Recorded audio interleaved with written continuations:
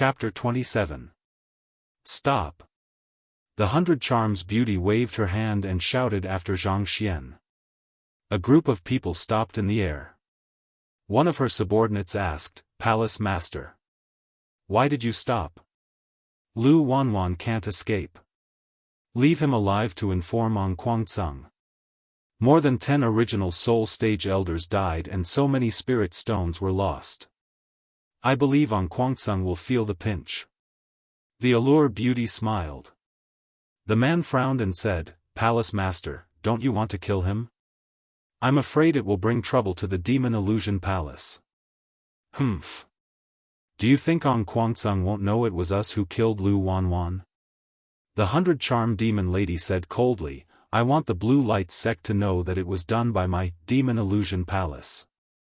I don't think they have the guts to come to my Phantomine Mountain. A bunch of cowards." A trace of hatred flashed through her eyes as she looked at the direction Lu Wanwan escaped in. "Go back and transport the spirit stones back to the palace." She shouted and everyone flew back to the spirit stone mine. In the sky above the spirit stone mine, the Allure beauty looked around in confusion. She had planted a soul sense on the young man, but why couldn't she sense it? She could clearly feel that the divine sense she planted had been easily dispelled by someone. She was at the early stage of passing tribulation. How could someone who was not at the middle stage of passing tribulation easily dispel the divine sense she planted? Moreover, it had happened in an instant. This meant that the person who had dispelled the divine sense was most likely at the late stage of passing tribulation. Otherwise, it would have been impossible to dispel it in such a short time. "Palace Master, come down and take a look. Something strange has happened." The subordinate who was transporting the dragon body reported. The pretty figure in the air suddenly flashed and entered the warehouse. Looking at the empty warehouse, the Allure beauty's face was no longer seductive. She frowned and her face was full of solemnity. The whole warehouse of spirit stones was gone. How was this possible? He clearly saw that the Blue Light sect had brought the spirit stones in before he made his move. Who on earth had such magical powers to be able to transport all the spirit stones away in such a short period of time? It was simply unimaginable. Recalling the matter of her divine sense being removed by someone just now, she was suddenly startled. Her figure flashed into the air, and she shouted, "Everyone, return to the Demon Illusion Palace immediately. We can't stay here for long." The group of subordinates could hear the urgency in the Palace Master's voice. Not daring to slack off, they flew into the sky and followed the Palace Master. As soon as Yu Qianzhou entered the Golden Pearl, he saw the conspicuous mountain and shouted, "I'm rich." Immediately, he leaped over and had intimate contact with it. He rolled on top of it and danced with joy. He patted the bag full of spirit stones and laughed heartily. After a long time, he stood up and looked at the majestic figure before him with a satisfied expression. Just as he was shaking his head, he saw Shi Xiaotian pacing back and forth at the side. He was slightly taken aback, and only then did he remember that he had brought Shi Xiaotian in as well. Logically speaking, he did not want Shi Xiaotian to know about Jin Zhu, but in the heat of the moment, he did not care so much.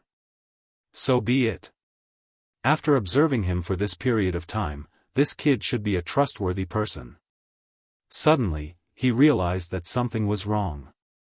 Shi Xiaotian seemed to have been walking in circles within a radius of tens of meters. Could it be that this kid had nothing better to do and was taking a walk? Unlikely. He could not help but shout, "Xiaotian, what are you doing?" No response. He shouted a few more times, but there was still no response. It seemed that he could not even see that he was standing in front of him. Yu Qianzhou felt strange and walked over to see what he was doing. But as soon as he walked within tens of meters of Shi Xiaotian, there was a force that repelled him. The harder he tried, the stronger the force became. Yu Qianzhou understood that there was no one else here except for Sister Bai. She must have done something. He immediately passed through the forest and came to the bamboo house. In the bamboo pavilion, the music was still playing, and the beauty was sitting. He laughed and applauded. The beauty really plays the zither well and sings a good song. The white fox did not even bat an eyelid and ignored him. Yu Qianzhou sat in front of her and said with an awkward smile, "Good sister, release the people outside. He's my friend." The music suddenly stopped, and the white fox glanced at him coldly. A certain someone jumped in fright. He had never seen such a sharp look from her. The former said coldly, "It's because I know you sent him in, or else I would have dug out his shifty eyes long ago. He's not welcome here. I'll let him out when you decide to send him out." Yu Qianzhou was stunned. He thought to himself, how did Shi Xiaotian's eyes offend you? Looking at the peerless beauty in front of him, he immediately reacted and shook his head with a bitter smile. "With your beauty, which man wouldn't take a second look at you? Forget it, I won't say any more. Xiaotian, you're out of luck. Turn around." The white fox said with a slightly surprised look. "What?" Yu Qianzhou was stunned. The white fox glared at him and scolded, "I told you to turn around. Didn't you hear me? No way. Sister. You won't even let me look." The other party's pretty face turned cold. Yu Qianzhou did not dare to speak any more and obediently turned around. Two slender fingers reached out and touched Yu Qianzhou's back. Before he could react, he heard the white fox say, "It's done." He turned around and saw a transparent flame on top of her slender fingers. "What is this? It's on my body?" Yu Qianzhou asked suspiciously. The white fox frowned and said, "Someone planted a strand of divine sense on your body. If it wasn't discovered in time, the person would have immediately discovered your whereabouts the moment you appeared outside. Judging from this divine sense, the person is a woman. I'm afraid her cultivation level has already reached the early stage of the tribulation passing stage. Could it be her?" Yu Qianzhou let out a strange cry. He had already suspected the temptress of 100 charms, but he was not sure why she had done this. Could it be that she had discovered that he had stolen the spirit stones? The white fox did not say anything else. A ball of flame appeared on her fingertip and wrapped around the strand of divine sense, turning it into smoke in an instant. Looking at the strand of divine sense that had turned into smoke, Yu Qianzhou's expression turned serious. He tapped his fingers on the stone table happily, thinking about what he should do from now on. The white fox did not disturb him. This scene was familiar to her many years ago. The scholar was frowning as he pondered over the questions in his book while she watched quietly from the side. She liked this feeling very much. The white fox could not figure out why the temptress had planted a divine sense on his body, so she did not think about it for the time being. Quangsung would not go back. He had enough spirit stones now, so it was time for him to find a place to cultivate. It was not enough to cultivate here. The temptress would definitely leave, and Quangsung would have to return to the spirit stone mine sooner or later. He should take advantage of the fact that neither of them were around to leave as soon as possible. Otherwise, even if he managed to improve his cultivation level here, he would have to leave one day. He could not hide here for the rest of his life. With his cultivation level, it was easy to hide in the Golden Pearl and not be caught, but it would be difficult to run out of the spirit stone mine. He did not know if there was still anyone in the spirit stone mine. No way. He had to go out and take a look now. If he could not do it, he would immediately come back to hide. He did as he said. With a move of his divine sense, the scenery changed, and he appeared in the spirit stone mine. It was quiet all around. The smell of blood had not dissipated, and no one cared about the disgusting severed limbs. No one. This was a good opportunity to escape. Yu Qianzhou was overjoyed. He raised his mysterious heaven skill to the limit and immediately ran in the opposite direction of where Quangsung came from. His cultivation level was still far from flying on a sword, but his running and jumping speed was not something an ordinary person could compare with. He escaped like a wisp of smoke in the desolate mountains. Not long after, he was already far away from the spirit stone mine. Thinking back to the scene at that time, he felt a little scared. Speaking of which, he really had to thank Lu Wanwan.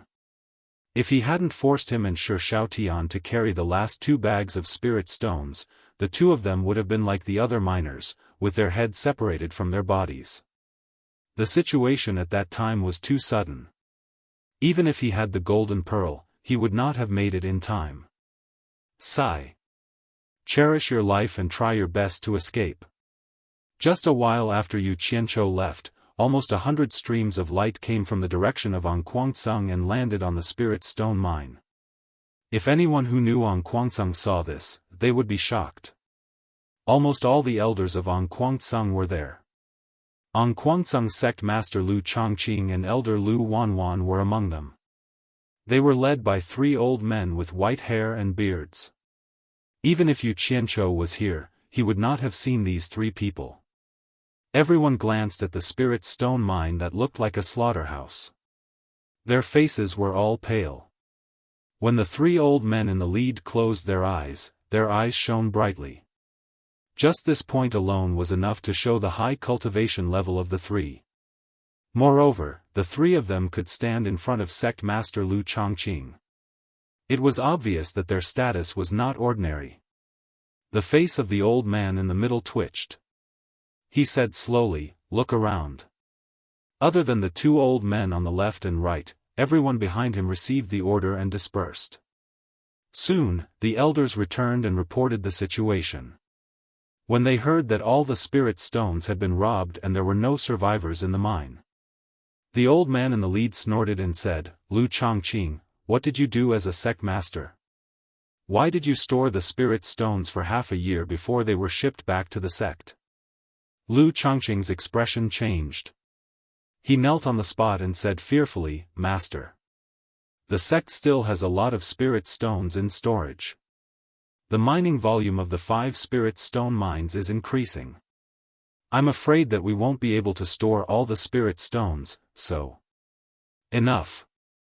The old man cut him off. "Spirit stones are for the sect disciples to increase their cultivation level. Why do we need to store so many spirit stones? Since the mining volume has increased, why didn't the distribution of the disciples increase? Could it be that the overall cultivation level of the sect disciples has increased? Would they be afraid of not having spirit stones to enjoy in the future?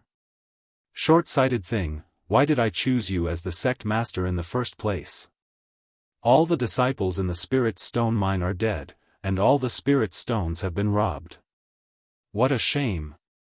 Lu Chongqing, how do you want me to explain this to the patriarchs when I return?"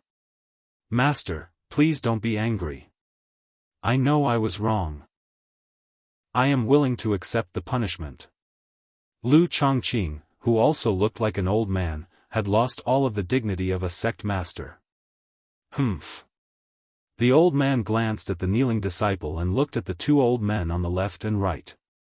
He said in a deep voice, "Junior brothers, it seems that I, Anquangsung, have been quiet for too long. Some time ago, the Deluo sect killed my disciples and stole my spirit herbs. Now, the Demon Illusion Palace has come to kill and rob. I wonder who will come to visit next time. I just broke through to the middle stage of tribulation passing a few days ago. It's time for me to play a role. What do you think, junior brothers?" One of the old men said coldly, "If I remember correctly, Anquangsung should be one of the top 10 cultivation sects of the Wuxia Empire." The other old man smiled faintly. "It seems that the cultivation world is too quiet now." Chapter 28. After 2 sunsets and sunrise, he could vaguely see the village with smoke rising from the chimneys. Believing that Anquangsung would not find him, Yu Qianzhou, who was panting, stopped and returned to the golden pearl. The big pile of spirit stones was still there. Looking at Xiaotian again, he was sitting there dejectedly, as if he had no hope of getting out. Yu Qianzhou looked at him and shook his head. He passed through the forest and walked into the bamboo pavilion. He smiled bitterly at the beauty in the pavilion. Sister, let him out.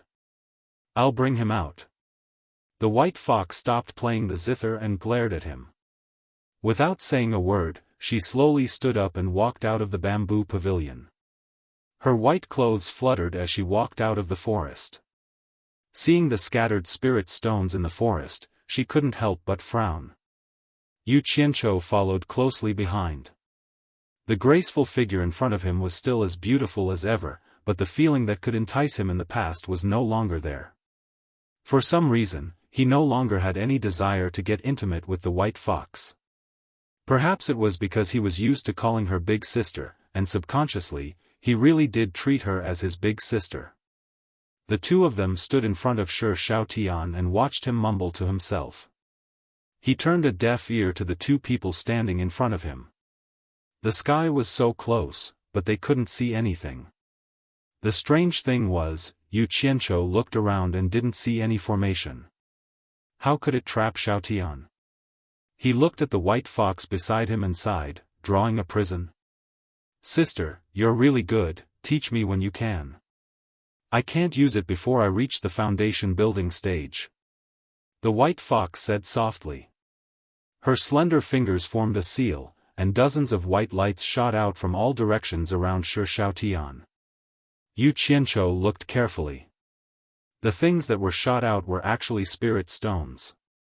The sister beside him waved her arm, and dozens of spirit stones fell onto the pile of cloth bags. So they were using local materials. Just like that, they trapped Xiaofan for 2 days. Yu Qianqiu was speechless. In the future, don't bring irrelevant people in to disturb my peace, do you hear? White Fox scolded. Her words really sounded like an elder sister lecturing her younger brother. Yu Qianqiu smiled sheepishly and said, Elder sister is right. Humph. The white fox snorted coldly and disappeared without a trace. Yu Qianqiu knew that she was playing her lousy zither again. He thought to himself that she was not tired of playing it over and over again. He wondered if it was time to find a boyfriend for her. But then he smiled. Probably not, this cheap sister was completely infatuated with love. Boss, where are you? Come and save me. Don't tell me you're really going to abandon little Tian. Xiaofan, who was sitting on the ground, kept muttering to himself. When Yu Qianqiu heard what he was saying, he couldn't help but laugh. Of all the people he could provoke, he had to provoke the vixen, who had cultivated for 1,000 years and had reached the late stage of tribulation passing. He walked over and kicked his butt twice, shouting, What kind of dream are you having? Come back with me. It was boss's voice. Xiaofan was stunned. He jumped up and turned around. That familiar face with an evil smile was right in front of him. He was so excited that he wanted to say something, but he saw boss's hand reaching out and pulling him. Then, his vision blurred. When he could see clearly again, the scene had changed. Fortunately, boss was still in front of him. Boss! Xiaofan grabbed Yu Qianqiu's arm, fearing that he would run away again. Then, Xiaofan began to talk non-stop, pouring out all of his tragic experiences. Yu Qianqiu looked at him coldly and said, Are you done? Xiaofan was stunned. He nodded stiffly, indicating that he was done. Following that, Yu Qianqiu gave him a torrent of abuse. The gist of it was, Do you know who you're messing with? That's my sister. If it wasn't for me, she would have dug your eyes out. Xiaofan was a bit dumbfounded by the scolding. He stared at his boss's face for a long time before muttering, How can two siblings look so different? Fortunately, Yu Qianqiu didn't hear him. Otherwise, he would have been fiercely provoked. Boss! Where is this? Xiaofan looked around and asked. Yu Qianqiu looked at him and smiled. He let out a long breath and said, I also don't know where this place is.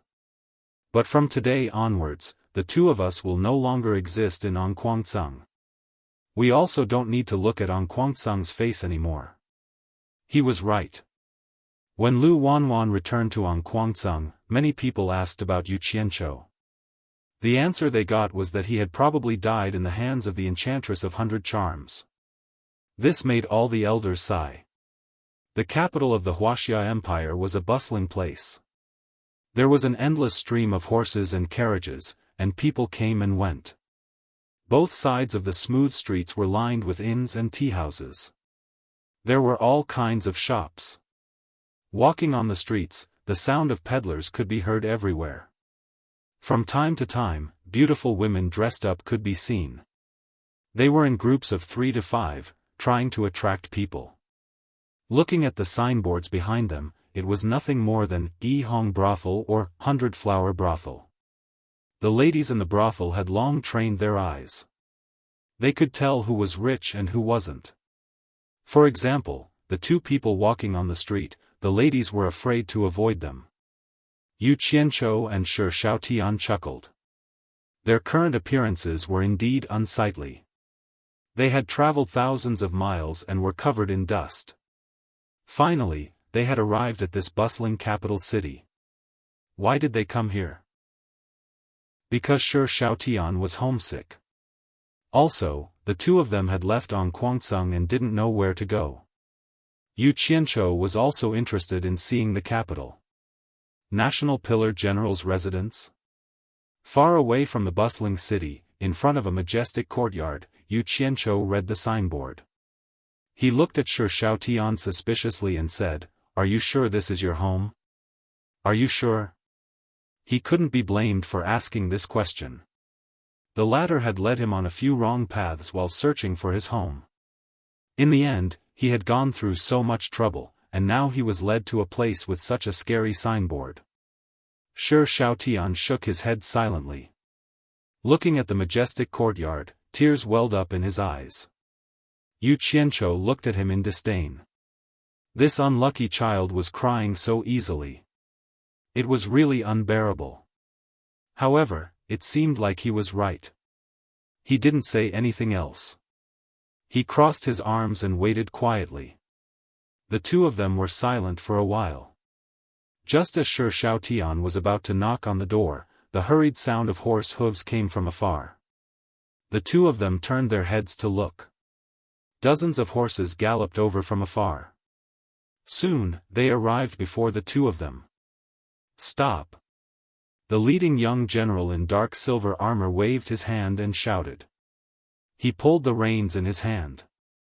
The strong horses neighed, and the dozens of people behind them stopped the galloping horses. Dozens of people jumped off their horses at the same time, their armor clanking loudly. Their imposing manner was truly extraordinary. Wow! This is so much more handsome than in the movies. Yu Qianqiu was envious. The door of the National Pillar General's residence opened slowly with a dull sound. A servant walked out and shouted, "Second young master is back." He ran to the young general with a smile and took the reins. The young general glanced at Yu Qianqiu and Yu Qianqiu at the door. His gaze landed on Shi Xiaotian. He paused for a moment. Then, he looked forward and strode inside. Second brother. The young general who had just stepped on the stairs was shocked. He turned his head slowly and looked at Shi Xiaotian in disbelief. He looked at him up and down. Then, he turned and said in surprise, "Third brother? Is that you, third brother?" "Second brother. It's me. I'm Xiaotian."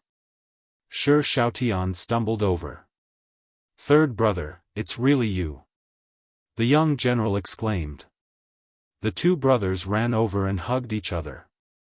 The servant holding the horse paused for a moment, then immediately handed the reins in his hand to a soldier beside him, and hurriedly ran into the mansion. After a few words, the young general suddenly pushed Shi Xiaotian's shoulder away. He looked at his younger brother and said, "Third brother, didn't you get taken away by the immortals to cultivate? How did you end up like this? And this is..." The last sentence was directed at Yu Qianqiu. The latter nodded and smiled at him. Shi Xiaotian was speechless. With tears on his face, he shook his head and choked, are father and mother healthy? Ah. The young general laughed and patted his brother's shoulder. Come, let's talk inside. Then, he waved at Yu Qianzhou and said, this brother must be a friend of my third brother. Please come in and have a seat. Yu Qianzhou cupped his hands in thanks and followed the two brothers into the residence. The moment they entered, they could feel the oppressive aura of nobility. They were surrounded by pavilions and flowers. Servants shuttled back and forth, showing the extraordinary status of this family. Before the three of them reached the richly ornamented main hall, a group of people with a beautiful woman in their arms hurried towards them. They saw her calling from afar, San-er. On the other side, Shi Xiaotian struggled free from his brother's arms and ran over, shouting, Mother. The mother and son, who hadn't seen each other for a long time, hugged each other and cried. The latter knelt down and refused to get up. Yu Qianzhou couldn't bear to watch the crying scene, so he closed his eyes to rest. Shi Xiaotian's second brother glanced at him and frowned. Mother, third brother, big brother is back. The young general smiled and turned around, shouting, Big brother, look who's here. Yu Qianzhou, who was resting with his eyes closed, also heard someone coming from behind. He opened his eyes and turned around. A young man dressed like a civil official walked in with a smile on his face. When he heard his second brother's words, he stopped smiling and looked at the person kneeling at his mother's feet. When he saw who it was, he exclaimed, Third brother, why are you back? You, how did you end up like this? As he spoke, he looked at his brother, who was dressed in rags, with surprise in his eyes. Shi Xiaotian stood up and shyly called out, Big brother. Ah. Third brother is back. Good, good, good. Today is really a double blessing. Shi Xiaotian's big brother clapped and laughed. Everyone was a little baffled by his words. The second general said in a daze, double happiness? Could it be that big brother has taken a fancy to some young lady? Since third brother is back, tell me about it. The civil official glared at his second brother and ignored him. He walked to Shi Xiaotian and patted his shoulder, smiling, Third brother, we're going to be kindred spirits soon. Ah. Come to think of it, it's quite a coincidence today. I was out patrolling with a few colleagues and we met an immortal master with profound transcendence energy. That immortal master could tell at a glance that I have the root of wisdom and has already agreed to take me as his disciple. Third brother, do you think we'll be kindred spirits in the future? Ah. When he saw everyone looking at each other, he laughed even more complacently. Suddenly, his gaze fell on Yu Qianzhou, who was also dressed in rags. His laughter stopped abruptly and was replaced with arrogance. He frowned and snorted, Who is this? Since when did the pillar of the State General's mansion become a place where people can come and go as they please? Chapter 29. Are you referring to me when you say someone who can come and go as he pleases? Yu Qianzhou narrowed his eyes as he stared at him. A hint of fierceness flashed through his eyes, and a hint of coldness floated through his indifferent words. In his previous life, although he was part of the underworld, he was also an overlord of an underground kingdom. The aura that he exuded unconsciously made him look down on everyone else.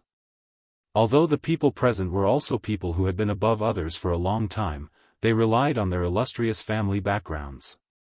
Facing Yu Qianzhou's aura that had been tempered through killing and decisiveness, they immediately paled in comparison. The second son of the junior general was slightly surprised. He was also a man who had fought on the battlefield. He wondered what kind of person his third son's friend was. Judging from his aura, it was impossible for an ordinary person to fake it. There seemed to be a faint scent of blood in his aura. It was impossible to have such an aura without dozens of lives on his hands and a long period of experience as a decisive person. This aura seemed to be frequently seen on his father, the pillar of the nation. The others also felt that familiar aura and were momentarily speechless. The second son of the civil official, who had been arrogant just a moment ago, was stunned by Yu Qianzhou's words. The beautiful woman with tears on her face also stopped crying and looked at him in surprise. It was also Shi Xiaotian's first time seeing Yu Qianzhou like this. It seemed that his big brother had really angered him. He shook his head slightly and walked to his big brother's side with a smile. He turned to everyone and said, "Mother, big brother, second brother. This is my martial uncle and also my savior. If it wasn't for martial uncle, I'm afraid that little Tian would never be able to see mother and my two brothers again." The reason why he introduced his big brother to his family as his martial uncle was obvious. He was naturally afraid that his family would look down on his big brother and cause trouble. He then introduced his three relatives to Yu Qianzhou. This person was actually little Tian's martial uncle. Wasn't that also an immortal? The few of them were surprised by how young Yu Qianzhou was. At the same time, they felt uneasy and thought that they had neglected him just now. One had to know that in the Wuxia dynasty, even the current emperor would treat cultivators with great courtesy. However, they had just cast them aside, and the head of the civil officials had even spoken rudely. The second general immediately bowed and said, "Junior Shi Tian greets senior immortal." Yu Qianzhou nodded indifferently. The civil official leader was a little fearful as he bowed and said, "Junior Shi Tian greets immortal elder. I didn't know immortal elder's identity just now and have offended you. I hope immortal elder will forgive me." Yu Qianzhou glanced at him coldly, showing no intention of forgiving him at all. The former's face immediately turned pale. Seeing her eldest son's embarrassment, the beautiful woman also saluted and said, "This mistress Li Hongyang greets immortal master. My husband is away on an expedition, and my eldest son lacks discipline. I hope immortal master will forgive us if we have offended you." Yu Qianzhou really didn't plan to let go of the Shi clan's eldest son. He had suffered so many sarcastic remarks in Onquancang, but he had no choice but to lower his head. He didn't think that a mere mortal would dare to speak rudely to him. This immediately ignited the suppressed anger in his heart. But this woman's words had a hidden meaning. "My husband isn't here, as an immortal, you wouldn't bully my son." Moreover, Shi Xiaotian was looking at him with a pleading expression, so he could only suppress the anger in his heart. "Madam, there's no need to be so courteous." His words meant that he would no longer pursue the matter of the eldest son. Li Hongyang and her three sons hurriedly thanked him and ordered the servants to prepare food and wine to properly entertain the immortal. Yu Qianzhou tactfully refused. They had only just met, and things had already turned out like this. What was the point of eating and drinking together? Actually, there was another reason why he didn't get angry. His cultivation was indeed not that great, only at the 5th level of qi refining. Even Shi Xiaotian had already reached the 7th level of qi refining. Although the latter still couldn't see through his cultivation, if they were to fight, who knows which side Shi Xiaotian would side with. In any case, it was impossible for Shi Xiaotian to help him beat up his own brother. Also, if his cultivation was exposed, would Shi Xiaotian still treat him as the boss in the future? This was really hard to say. He remembered that a certain elder brother with the surname Li once said, "When the people's hearts are scattered, it's not easy to lead a team." Finally realizing the importance of cultivation, he pulled Shi Xiaotian to the side and asked him to arrange a secluded place to cultivate. The latter immediately passed on his eldest son's words to his mother, and immediately the entire general's mansion became busy. The pillar of the state general's mansion had a spacious back garden, and a small courtyard in the most remote corner was quickly cleaned up. The general's mansion issued a ban, and without permission, no one was allowed to enter the back garden. "Xiaotian, if your family asks about your experiences, I think you should choose to tell them. Knowing too much won't do them any good. Also, it's best not to let outsiders know about what we're doing here. Otherwise, if Onquancang finds out one day, we'll be in big trouble," Yu Qianzhou said. The small courtyard was remote and quiet, and he was very satisfied. At this time, there were only the two of them in the small courtyard. "I understand." Shi Xiaotian nodded. A year quickly passed, and the back garden of the pillar of the State General's mansion became a mysterious place. Other than the third young master Shi Xiaotian, no one else had seen the immortal living inside. As for the matter of the immortal living in the back garden, the general's mansion had issued a strict gag order. Those who were lucky enough to see it that day would not say a word, and the other servants naturally didn't know. The servants who knew about it would secretly worship the small courtyard every day when they passed by the back garden. The legendary immortals lived there. The masters of the general's mansion were very happy that there was an immortal living in their house. They always felt that they had a backer, and their hearts were very secure. Most importantly, the immortal had the demeanor of an immortal, and never disturbed them.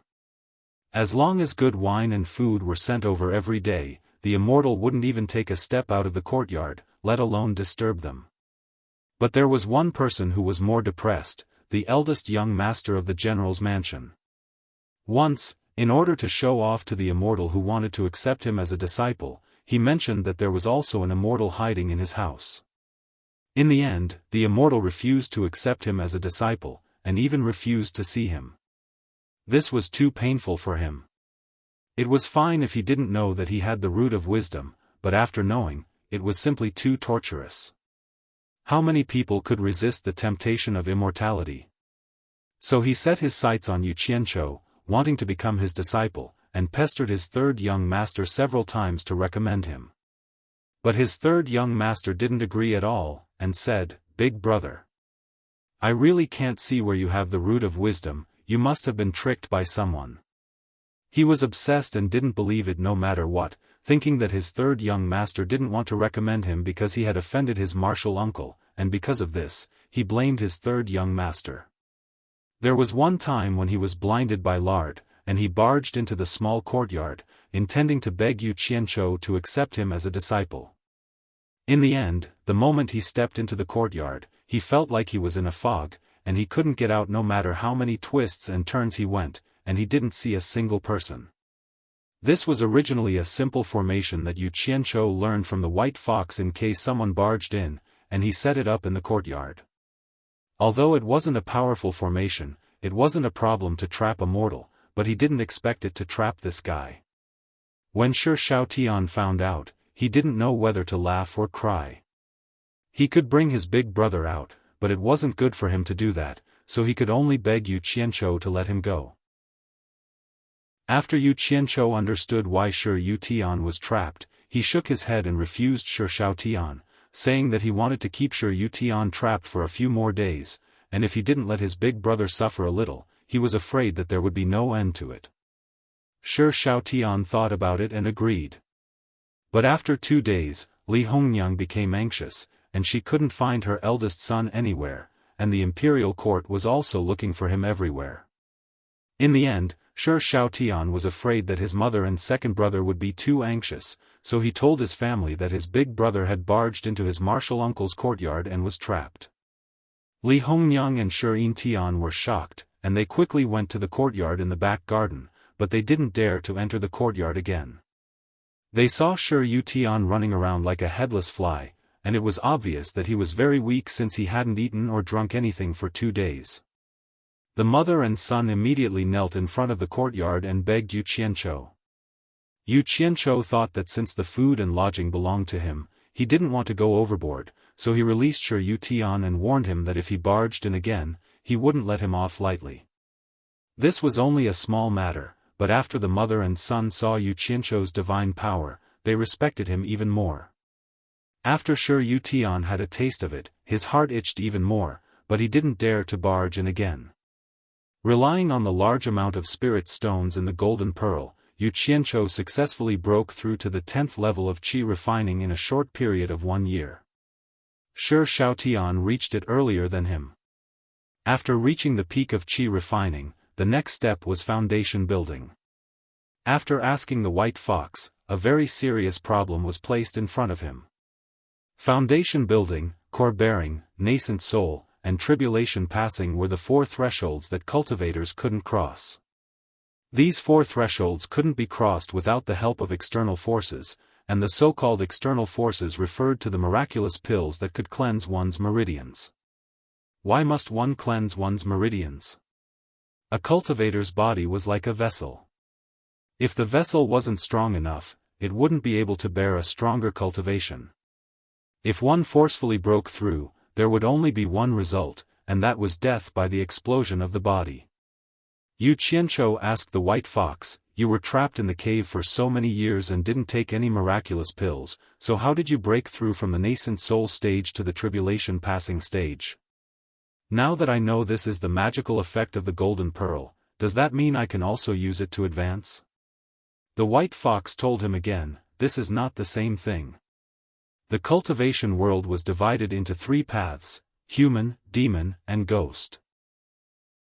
The white fox belonged to the demon path, which was different from the other 2 paths. The demon path's cultivation and body refinement were carried out at the same time. If the body refinement was not successful, cultivation would be difficult. It was the hardest path to cultivate among the 3 paths, but it was also the most powerful among the 3 paths. The ghost path was the easiest path to cultivate. They didn't cultivate spiritual qi, but yin qi. As long as there was enough yin qi, they could increase their cultivation without any restrictions. However, due to the restrictions of the laws of heaven and earth, its power was also the weakest among the 3 paths. Although the human path was divided into the righteous path and the demon path, this was just a division between people.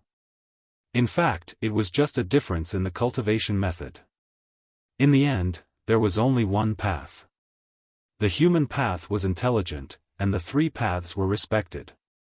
For the demon path, if they wanted to ascend to the immortal realm, they wouldn't have a chance if they didn't cultivate into a human form. Perhaps there was a gain and a loss. The laws of heaven and earth gave the human path the best, but gave it the weakest body. Therefore, the human path could think of many ways to increase their cultivation, but the body was the biggest restriction. In short, it told him that although the golden pearl was extremely strange, since it existed in the world, it had to follow the laws of heaven and earth. Some things couldn't be changed randomly, so it could help demons, but it might not help humans. The white fox also said, when the golden pearl was in my body, although I didn't use it, I could feel the changes in my body and cultivation day after day. How did you feel after swallowing it for such a long time? Yu Qianzhou immediately became dejected, and told her that other than his physique becoming a little better, he didn't feel anything. The white fox sighed. This kind of treasure of heaven and earth must have its own advantages for the human, demon, and ghost paths. There was no other way. It seemed that he still had to get a building foundation pill to build his foundation. She also didn't eat it when he asked the white fox, so she didn't know how it was done. She only knew that the bigger sex should have the recipe to refine the building foundation pill, and it wasn't an important secret. It seemed that the spirit grass used to refine the pill was quite hard to find. Yu Qianzhou was depressed. If he had known earlier, his relationship with the Clear Sky sect wouldn't have been so stiff. He couldn't just run back now. Wasn't that courting death? Not only was he depressed, Shi Xiaotian was also depressed. Only now did he find out that this martial uncle of his actually hadn't passed the building foundation stage, causing him to hold onto a pile of spirit stones and cultivate with all his might. In the end, even if Yu Qianzhou gave him more spirit stones, he wouldn't dare to absorb them anymore. Why? The true qi in his body had already reached the limit of the aura refining stage. If he absorbed any more, his body would explode. Who would dare to play with their lives? In the courtyard, the 2 of them looked at the pile of spirit stones and sighed. Although these things were good, what could they do? Where to get the building foundation pill became a headache. Suddenly, Yu Qianzhou shouted, "I got it." Shi Xiaotian's body trembled, and his eyes lit up. "Boss. You got away?" Yu Qianzhou smiled and said, "Doesn't your big brother know some *T celestial being?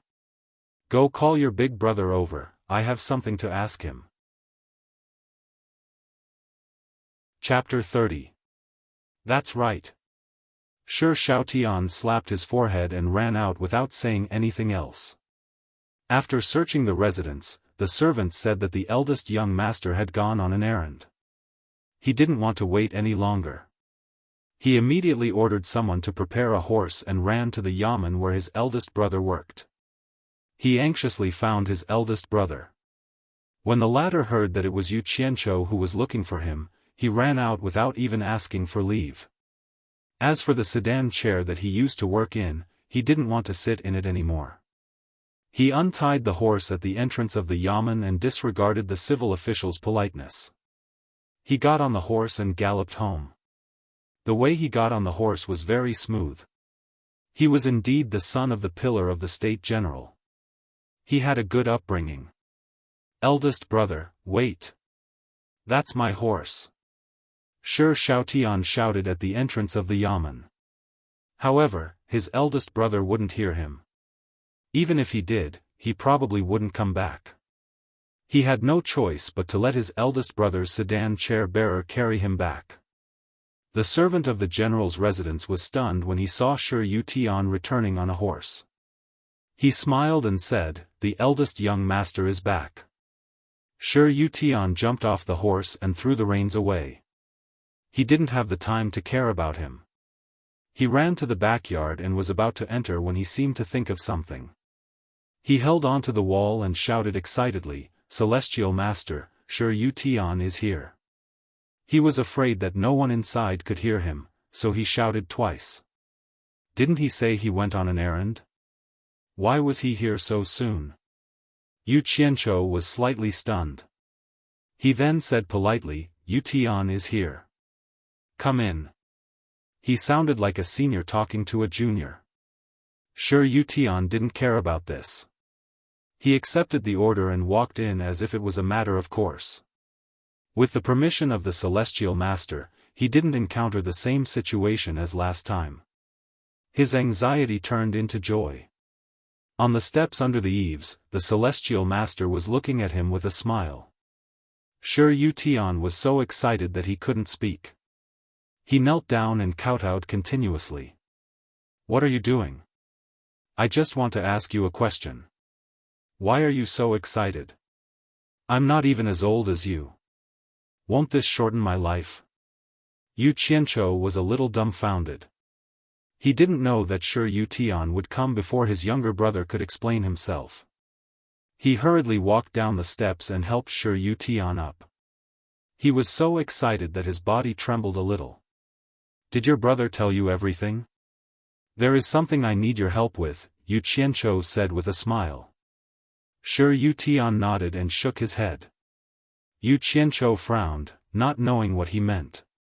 He hurriedly replied, "Immortal Master, if there's anything you need, just tell me. As long as it's something I can help with, let alone one, even if it's 100 or 1,000, it's not a problem." "That's good." Yu Qianqiu nodded in satisfaction and said with a smile, "Last time, I heard that you wanted to become the disciple of an immortal. Where does that immortal live? Can you take me to meet him?" Shi Xiaotian hurriedly knelt down again and said, "Please don't misunderstand, Immortal Master. I won't look for him again. I will follow you wholeheartedly from now on." With that, he kowtowed again. This unlucky child. His imagination was really strong. As expected of someone trained in officialdom. He didn't answer the question and always liked to kowtow. Yu Qianqiu was a little annoyed and shouted, "All right. Stand up." Shi Xiaotian was so scared that he stood up obediently and looked at him in fear. Yu Qianqiu said in a deep voice, "I don't have any other meaning. I just want you to take me to him. I have something to do. Do you understand?" He understood. So that was what it was about. He squeezed out a smile and said, "That immortal is in the Spirit Stone Temple 30 miles outside the city. He's called the Spirit Stone Immortal. I'll take you there now." Damn it. This guy was a donkey. He couldn't be polite. Yu Qianqiu grunted and thought to himself, Spirit Stone Immortal? He must have a lot of spirit stones. I don't know if he has as many as I do. The two of them walked to the entrance of the general's mansion. Shi Yutian had just ordered the servants to prepare a horse when Shi Xiaotian arrived in a swaying sedan chair. He rolled his eyes at his big brother and asked for another horse.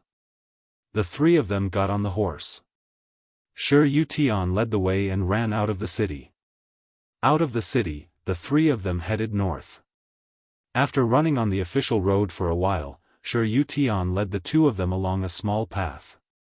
Not long after, a dilapidated Taoist temple appeared on a small hill in front of them. When they reached the foot of the hill, Shi Yutian suddenly stopped his horse and pointed up. He said nervously, "The immortal lives there. He's the master of the Taoist temple. He has a rule that people who go up the mountain are not allowed to ride on a sedan chair or on a horse. Otherwise, he won't meet them." The two of them looked at the small hill that was only a foot tall. They didn't expect there to be such a rule. They looked at each other. In the end, it was Yu Qianqiu who said with a smile, "That's pretty awesome. It seems like he's really capable. Forget it, let's follow the host. Let's go up." The three of them got down and tied their horses to a tree. They walked to the front of the Taoist temple. The door was closed. Yu Qianqiu gave Shi Yutian a look, asking him to knock on the door. The latter nodded and smiled bitterly. He walked to the door and knocked on the door. After a while, they heard footsteps from inside. The door creaked open and a Taoist child's head popped out. Shi Yutian said with a smile, "Little master, could you please inform the master that," before he could finish, the Taoist child said angrily, "Why is it you again? My master said that he would never see you again." With that, the door was closed again. Shi Yutian was given the cold shoulder. He turned around and smiled at the two of them. Yu Qianqiu was stunned. "I'll do it." Shi Xiaotian knew about his brother and the Taoist temple. He knew that he had annoyed the person inside, so he went to knock on the door. After knocking a few times, the Taoist child inside shouted, "My master said that he won't be seeing any guests today." Shi Xiaotian turned around and spread his palms innocently, indicating that there was nothing he could do. He then pointed to the wall. It seemed like he was asking if they should climb over the wall. "Do I look like someone who would do that kind of sneaky thing?" Yu Qianqiu sneered. He squinted his eyes and looked around. The Taoist temple was not big. It occupied a small hill. There was nothing special about the surroundings. He did not expect such a powerful cultivator to live here. "Let me try." Yu Qianqiu glanced at the word Spirit Stone Temple on the Taoist temple.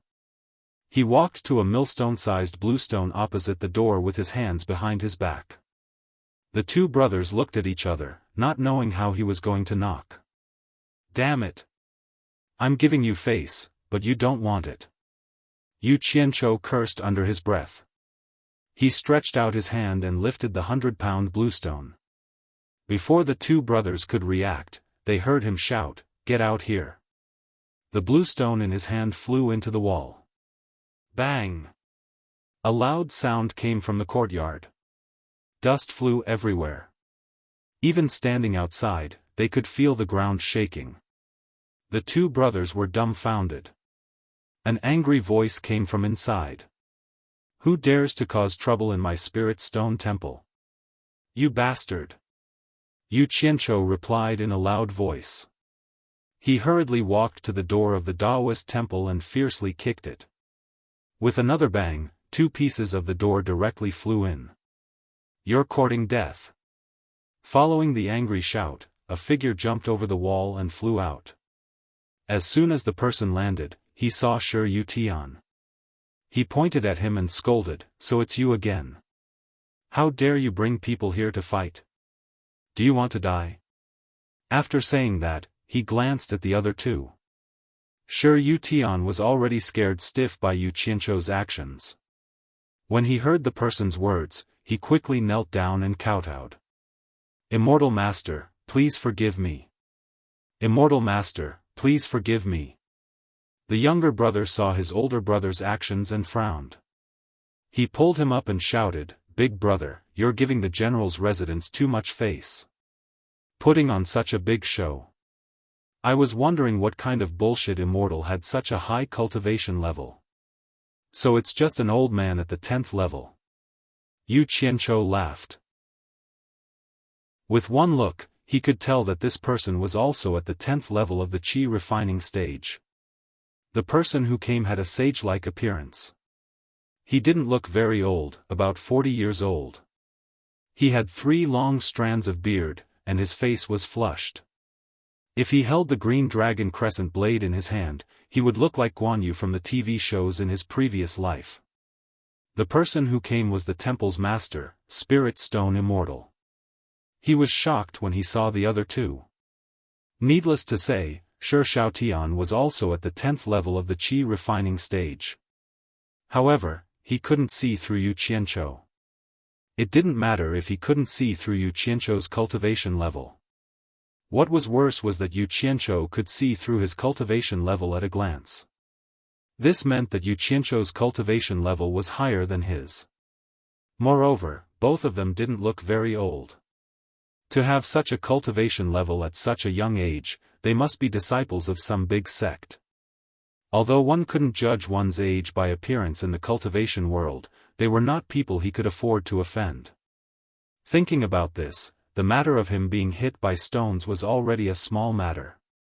Spirit Stone Immortal's expression changed. He quickly bowed to Yu Qianzhou and said, "I didn't know Senior was coming. Spirit Stone, please forgive me for my offense." Shi Yutian was stunned by Spirit Stone Immortal's respectful attitude. What would happen if even an immortal respected him? He looked at Yu Qianzhou with a fiery gaze. Being addressed as senior by such an old person was a little hard to accept.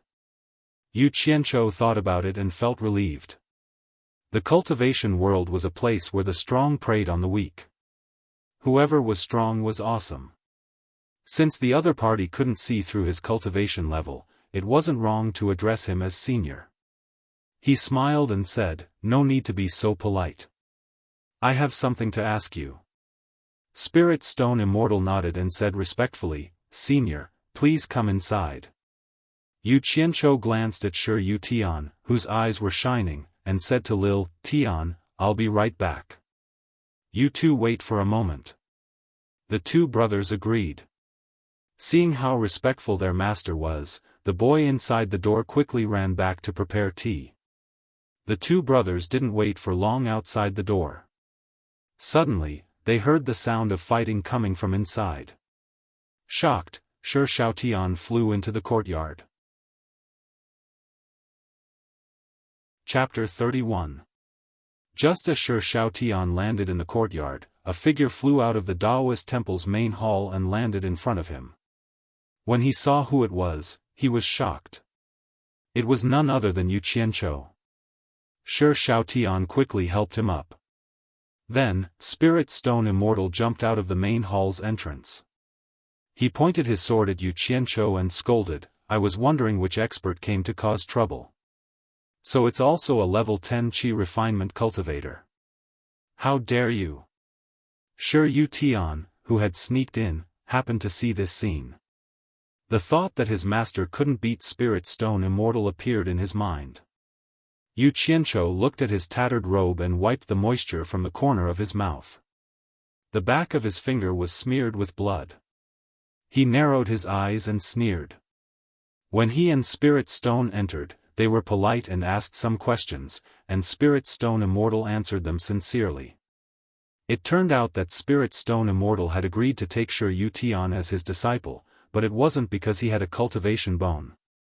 In fact, Shi Yutian didn't have a spirit root. Spirit Stone Immortal only took a fancy to his identity and wanted to use him to do things in the secular world.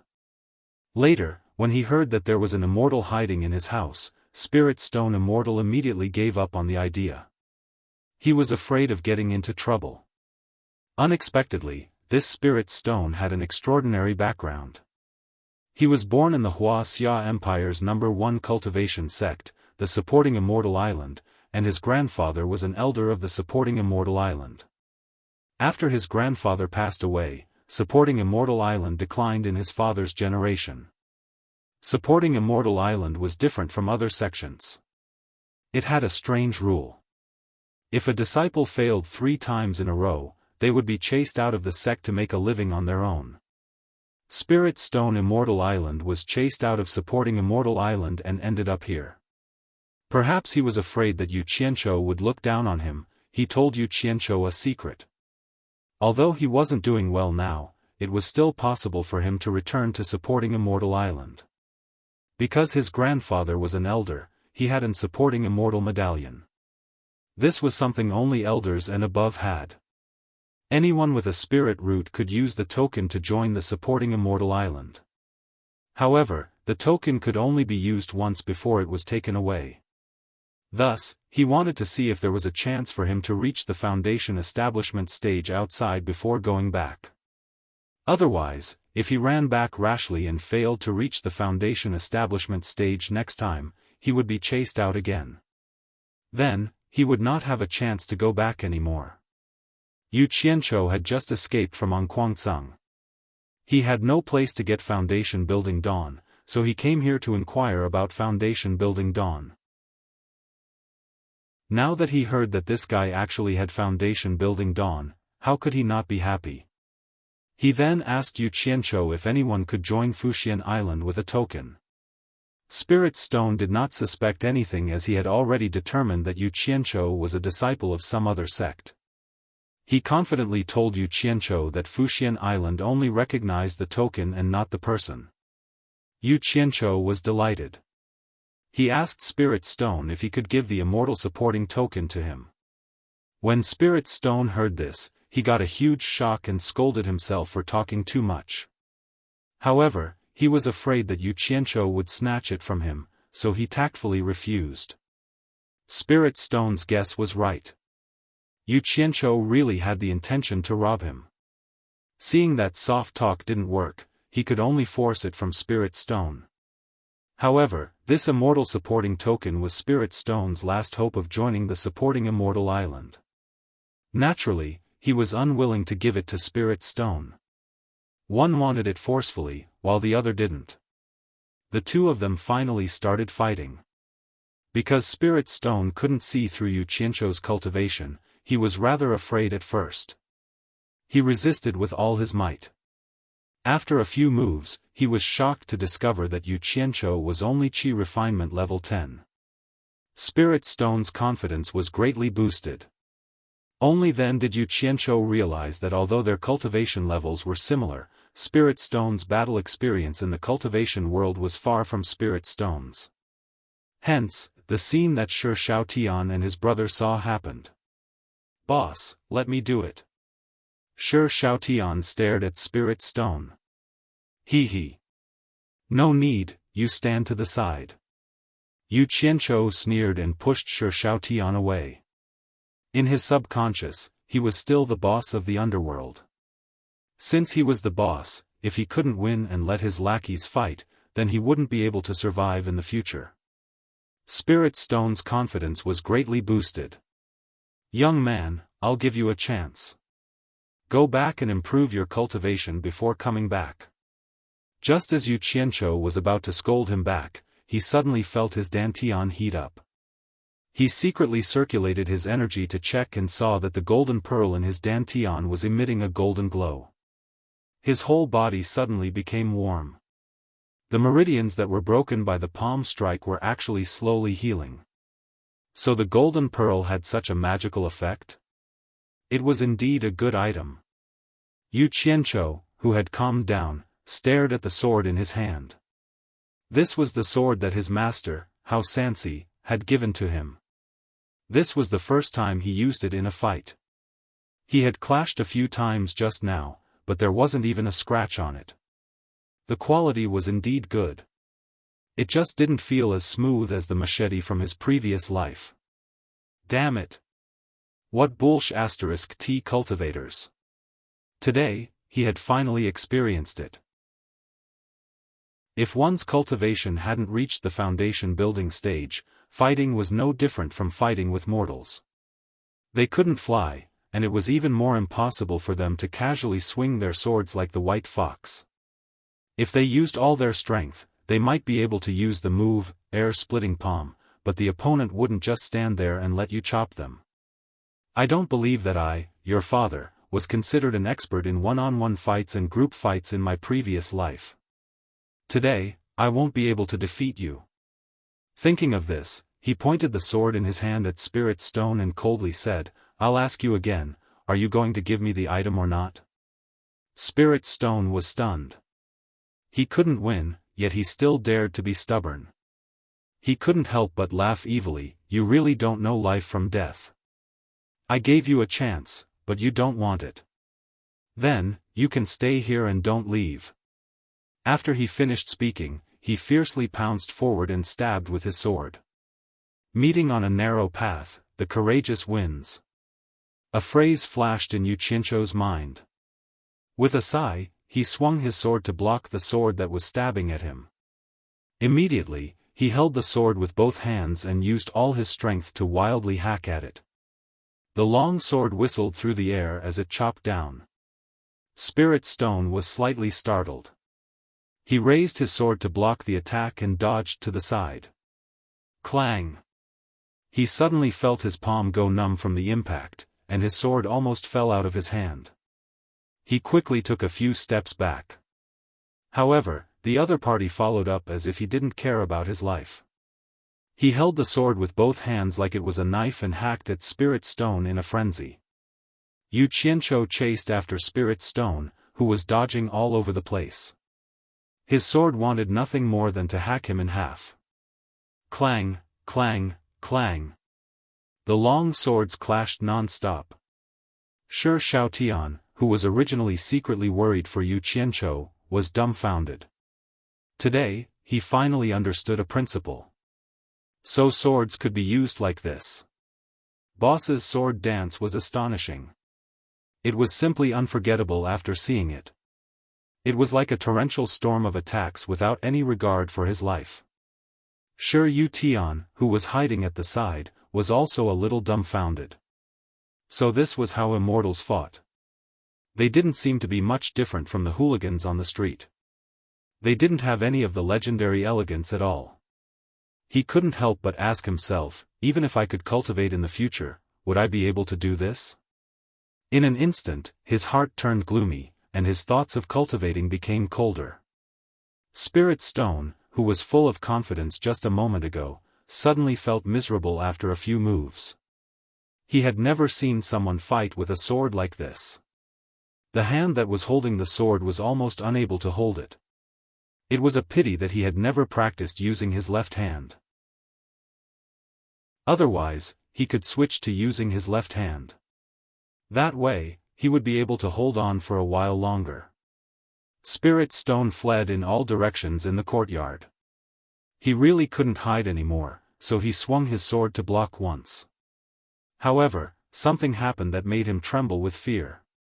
He had unknowingly hidden in a dead corner between two side rooms. The hand that was holding the sword was already trembling from the impact. He couldn't help but be scared out of his wits. He thought to himself, my life is over. Don't you dare hurt my master. The voice of a boy came from behind Yu Qianzhou.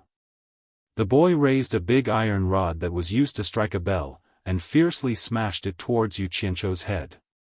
Yu Qianzhou took a moment to take a look. He turned around and slashed with his sword. The iron rod that was made of ordinary iron was immediately split into two. How could the boy have the strength to hold something so strong? After the web between his thumb and index finger was split open, he was immediately dumbfounded when he saw the thing on the ground. Yu Qianzhou shouted, "Scram!" Then, he flew over and kicked the boy's abdomen. Ah! The boy screamed, and his body flew up. While he was still in the air, he spat out a mouthful of blood. When he hit the ground, he spat out another mouthful of blood and fainted on the spot. The faces of the two Shi brothers twitched. They didn't think that Yu Qianzhou wouldn't even let a child go. This was too cruel. Shi Xiaotian's eyes flashed, and he suddenly shouted, "Boss, be careful." Although the boy didn't succeed in his sneak attack, he had bought time for his master. Ling Shi saw that Yu Qianzhou had kicked his disciple away, and it just so happened that Yu Qianzhou's back was facing him. He instantly felt that this opportunity couldn't be missed, and he fiercely stabbed with his sword. Hearing Shi Xiaotian's warning, Yu Qianzhou didn't see what was happening behind him. He could easily guess what Ling Shi was going to do. He loudly shouted, "Go to hell." He fiercely swung his sword and turned around. Immediately, he saw his opponent's long sword stabbing towards his abdomen. A hint of fierceness flashed in his eyes. Ignoring the sword that was stabbing towards him, he gripped his sword with both hands and ruthlessly chopped at his opponent's head. No! Shi Xiaotian couldn't help but scream when he saw that his boss was going to suffer serious injuries even if he didn't die. He still wanted to take his opponent's life. However, he didn't know that Ling Shi was even more shocked. He thought that even if he couldn't kill his opponent, he could still force him to retreat and create an opportunity for himself to escape. However, this guy was simply a lunatic, and didn't care about life or death at all.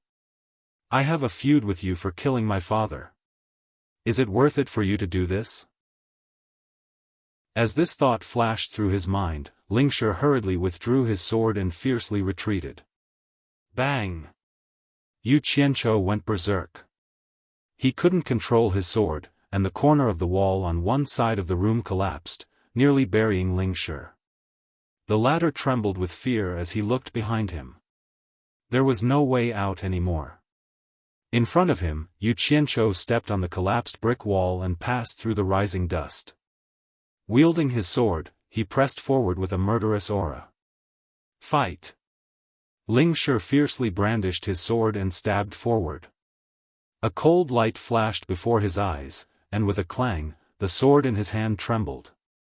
Then, it disappeared without a trace. A cold sword was placed against his neck. "Stop! I'll give it to you!" Ling Shi hurriedly shouted. Yu Qianzhou cackled and said, "Even if I kill you, the item will still be mine." Ling Shi bitterly smiled. "If you kill me, I guarantee that you won't be able to find it. The item has been hidden by me." Yu Qianzhou frowned and stared at Ling Shi for a while. Suddenly, he withdrew the sword against Ling Shi's neck and said coldly, "Stop wasting time. Hand over the item, and I won't kill you." Chapter 32. Ling Shi was stunned. He didn't expect his opponent to agree so easily. He asked in astonishment, "Aren't you afraid that I'll run away?" "Run? You can try. I can also guarantee that you will suffer a fate worse than death." Yu Qianzhou snorted disdainfully and impatiently said, "Take out the item. I don't want to repeat myself a third time." Ling Shi sighed. No matter how good the item was, it wasn't as important as his life. After thinking about it, he didn't have the confidence that he could escape. He could only nod silently and step on the collapsed bricks as he walked out. Yu Qianzhou retreated and stared at him coldly. Although he said that he would let his opponent go, he still maintained a certain level of vigilance. He followed Ling Shi to the main hall and looked around. The Taoist temple was simple and didn't have many decorations. In the center, there was a deity worshipped, but he couldn't recognize who it was. A large praying mat below attracted Yu Qianzhou's attention. His eyelids twitched as he thought to himself, could the immortal supporting token be hidden here?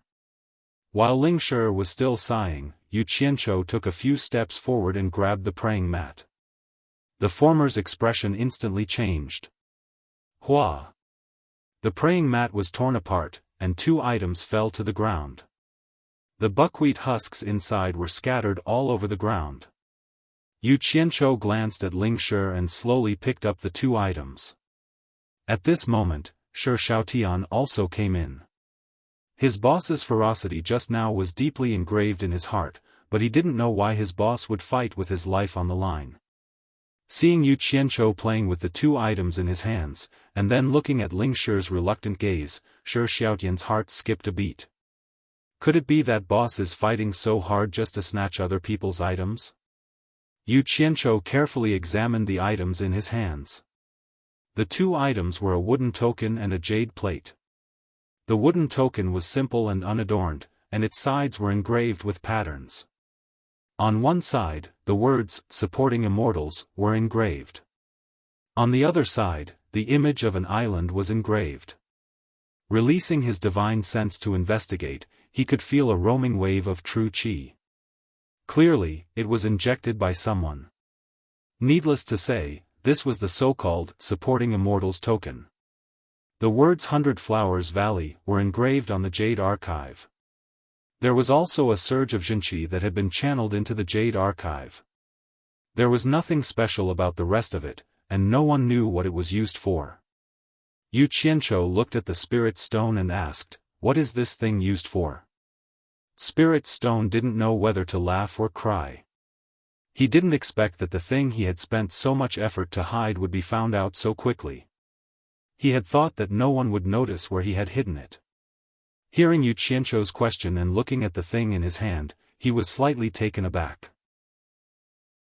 "You don't even know about the 100 Flowers Valley? Is it famous?" Holding the Jade Archive, Yu Qianzhou gave Shi Xiaotian a questioning look. The latter also shook his head, indicating that he didn't know. He couldn't help but ask in a deep voice, "Am I asking you, or are you asking me?" Spirit Stone was taken aback. He thought to himself that he had tolerated it. It was his own fault for not being able to defeat Shi Xiaotian. Sighing, he explained, "This is the entrance token to the 100 Flowers Valley. The 100 Flowers Valley is a marketplace for cultivators of the Wuxia Empire. As long as you can afford it, you can buy almost anything there. You can also exchange items for items of similar value." "Oh. That's a good place. Give me the 100 Flowers token as well," Yu Qianzhou said indifferently. "Ah!" Spirit Stone exclaimed, "What's the use of my 100 Flowers token? This thing is just a proof to avoid being interrogated when entering the 100 Flowers Valley in the future. Any cultivator who enters or exits the 100 Flowers Valley, regardless of their level, can register and claim it. It's useless to take someone else's token." "I see." Yu Qianzhou nodded and asked, "Where are the locations of Fuxian Island and the 100 Flowers Valley?" You don't even know this?" Spirit Stone looked at him as if he was looking at an idiot. He really wondered if Yu Qianzhou was a cultivator. "What? You have a problem with that? Don't you know what it means to be shameless to ask your subordinates?" Although Yu Qianzhou said so, he was also lamenting in his heart that he was indeed inexperienced. He was a complete rookie in the cultivation world. Rolling his eyes at Spirit Stone, he thought to himself, "This guy is a little useful." Spirit Stone decided not to say it. He thought, "Whatever you say is right, why should I ask for a rebuff?" Yu Qianzhou rubbed his chin and paced around. He thought for a while and said to Shi Xiaotian, "Xiaotian, I'm leaving." "Where are you going? The 100 Flowers Valley or Fuxian Island?" "I'm going too," Shi Xiaotian said. Yu Qianzhou smiled and said, "There's only one Fuxian token. You go back first. After I find the Foundation Establishment pill, I'll come find you. Don't worry. I won't forget you." Shi Xiaotian was silent. After a long time, he nodded and said, "I understand. I'll wait for you. Boss, be careful." After that, he walked out of the main hall and called his big brother who was hiding at the side. Spirit Stone saw the boy lying on the ground. He went to check, but there was no breath. Yu Qianzhou kicked him to death. Spirit Stone shook his head and sighed. "Is he dead?" Yu Qianzhou asked indifferently. Spirit Stone nodded his head heavily. It could be seen that he wasn't very sad. To a cultivator, killing a commoner wasn't a big deal. Yu Qianqiu weighed the 100 flowers token in his hand and handed it over with a smile. He said, "I'll return it to you." Ling Shi stood up, his gaze lingering on the other immortal supporting medallion. He shook his head helplessly and extended his hand to accept the 100-flower medallion. Suddenly, his wrist tightened. The hand that was handing over the medallion had already grabbed his wrist. Ling Shi turned pale with fright and shouted angrily, "You didn't keep your word." Before he could finish speaking, his vision suddenly blurred, and the scene changed. After pulling Spirit Stone into the golden pearl, Yu Qianqiu laughed and let go of him. Spirit Stone looked around and shouted, "Where is this? Let me out." Yu Qianqiu shook his head and said, "You should feel honored. This is my territory. Ordinary people don't have the fortune to enter. You untrustworthy and despicable person. You promised that as long as I handed over the Fuxian token, you would let me go. Why did you imprison me?" Spirit Stone pointed his finger and cursed. No, you're mistaken. Don't you think that I did what I promised you?" Yu Qianqiu waved his hand and said with a smile, "First, I only said that I wouldn't kill you if you handed over the token. I didn't say that I would let you go. That's why you are still alive and well. Second, you didn't hand over the token. I found it myself. If you think about it carefully, you will know that I wasn't talking nonsense. Just based on this, I won't be breaking my promise if I kill you. Sophistry, I will fight you to the death." Spirit Stone Immortal roared and fiercely pounced over, fiercely hacking his palm towards Yu Qianqiu. The latter smiled and disappeared. Spirit Stone missed. A mocking laugh came from behind him. "If I want to kill you, it will be as easy as flipping my hand. If you want to kill me, it will be as difficult as ascending to heaven. So, I advise you not to waste your energy." Spirit Stone was so angry that he cried out. He turned and pounced at Yu Qianqiu again. However, no matter what he did, Yu Qianqiu always disappeared with a smile. This went on for a long time. Suddenly, Spirit Stone seemed to think of something. He looked at Yu Qianqiu and shouted, "Form displacement transposition? Is this the form displacement transposition that only a cultivator at the end of the crossing tribulation stage can use? This. How is this possible? Could it be that you have been hiding your cultivation? No. This is impossible." Although Spirit Stone said it was impossible, after he calmed down, he felt a little afraid. Regardless of whether this was really form displacement transposition, with Xiao Chen's cultivation, killing him would be as easy as flipping his hand. It turned out that Xiao Chen had been playing with him in the Daoist temple. Thinking of this, Spirit Stone's heart turned cold. Finally, he lowered his hands, no longer thinking of fighting with his life on the line. Of course, Yu Qianqiu wouldn't tell him that he could go wherever he wanted here. He smiled mysteriously and said, knowing that it's impossible, but not doing it. This is what a smart person would do. Spirit Stone Immortal, go over there and see what's over there." After saying that, he pointed at a mountain of cloth bags. Spirit Stone raised his head and looked in the direction he was pointing. He looked at Xiao Chen suspiciously. In the end, he walked to the foot of the mountain. Many of the cloth bags were open, revealing spirit stones. It was as if they were things that no one wanted and were casually thrown there. Could this mountain be made of spirit stones? Spirit Stone Immortal was shocked. He had never seen so many spirit stones before. Yu Qianqiu suddenly appeared beside him and said with a smile, "That's right. These are all spirit stones. They are all mine. Now you should know which one of us is worthy of being called Spirit Stone Immortal." Spirit Stone Immortal was now completely convinced. He couldn't beat Xiao Chen in a fight, but Xiao Chen could use money to crush him. He couldn't help but reveal an embarrassed expression. He said embarrassedly, "My name is Ji Wushuang. After I left supporting Immortal Island, I wandered into Spirit Stone Temple. That's why people respectfully called me Spirit Stone Immortal. There were some things that he didn't say.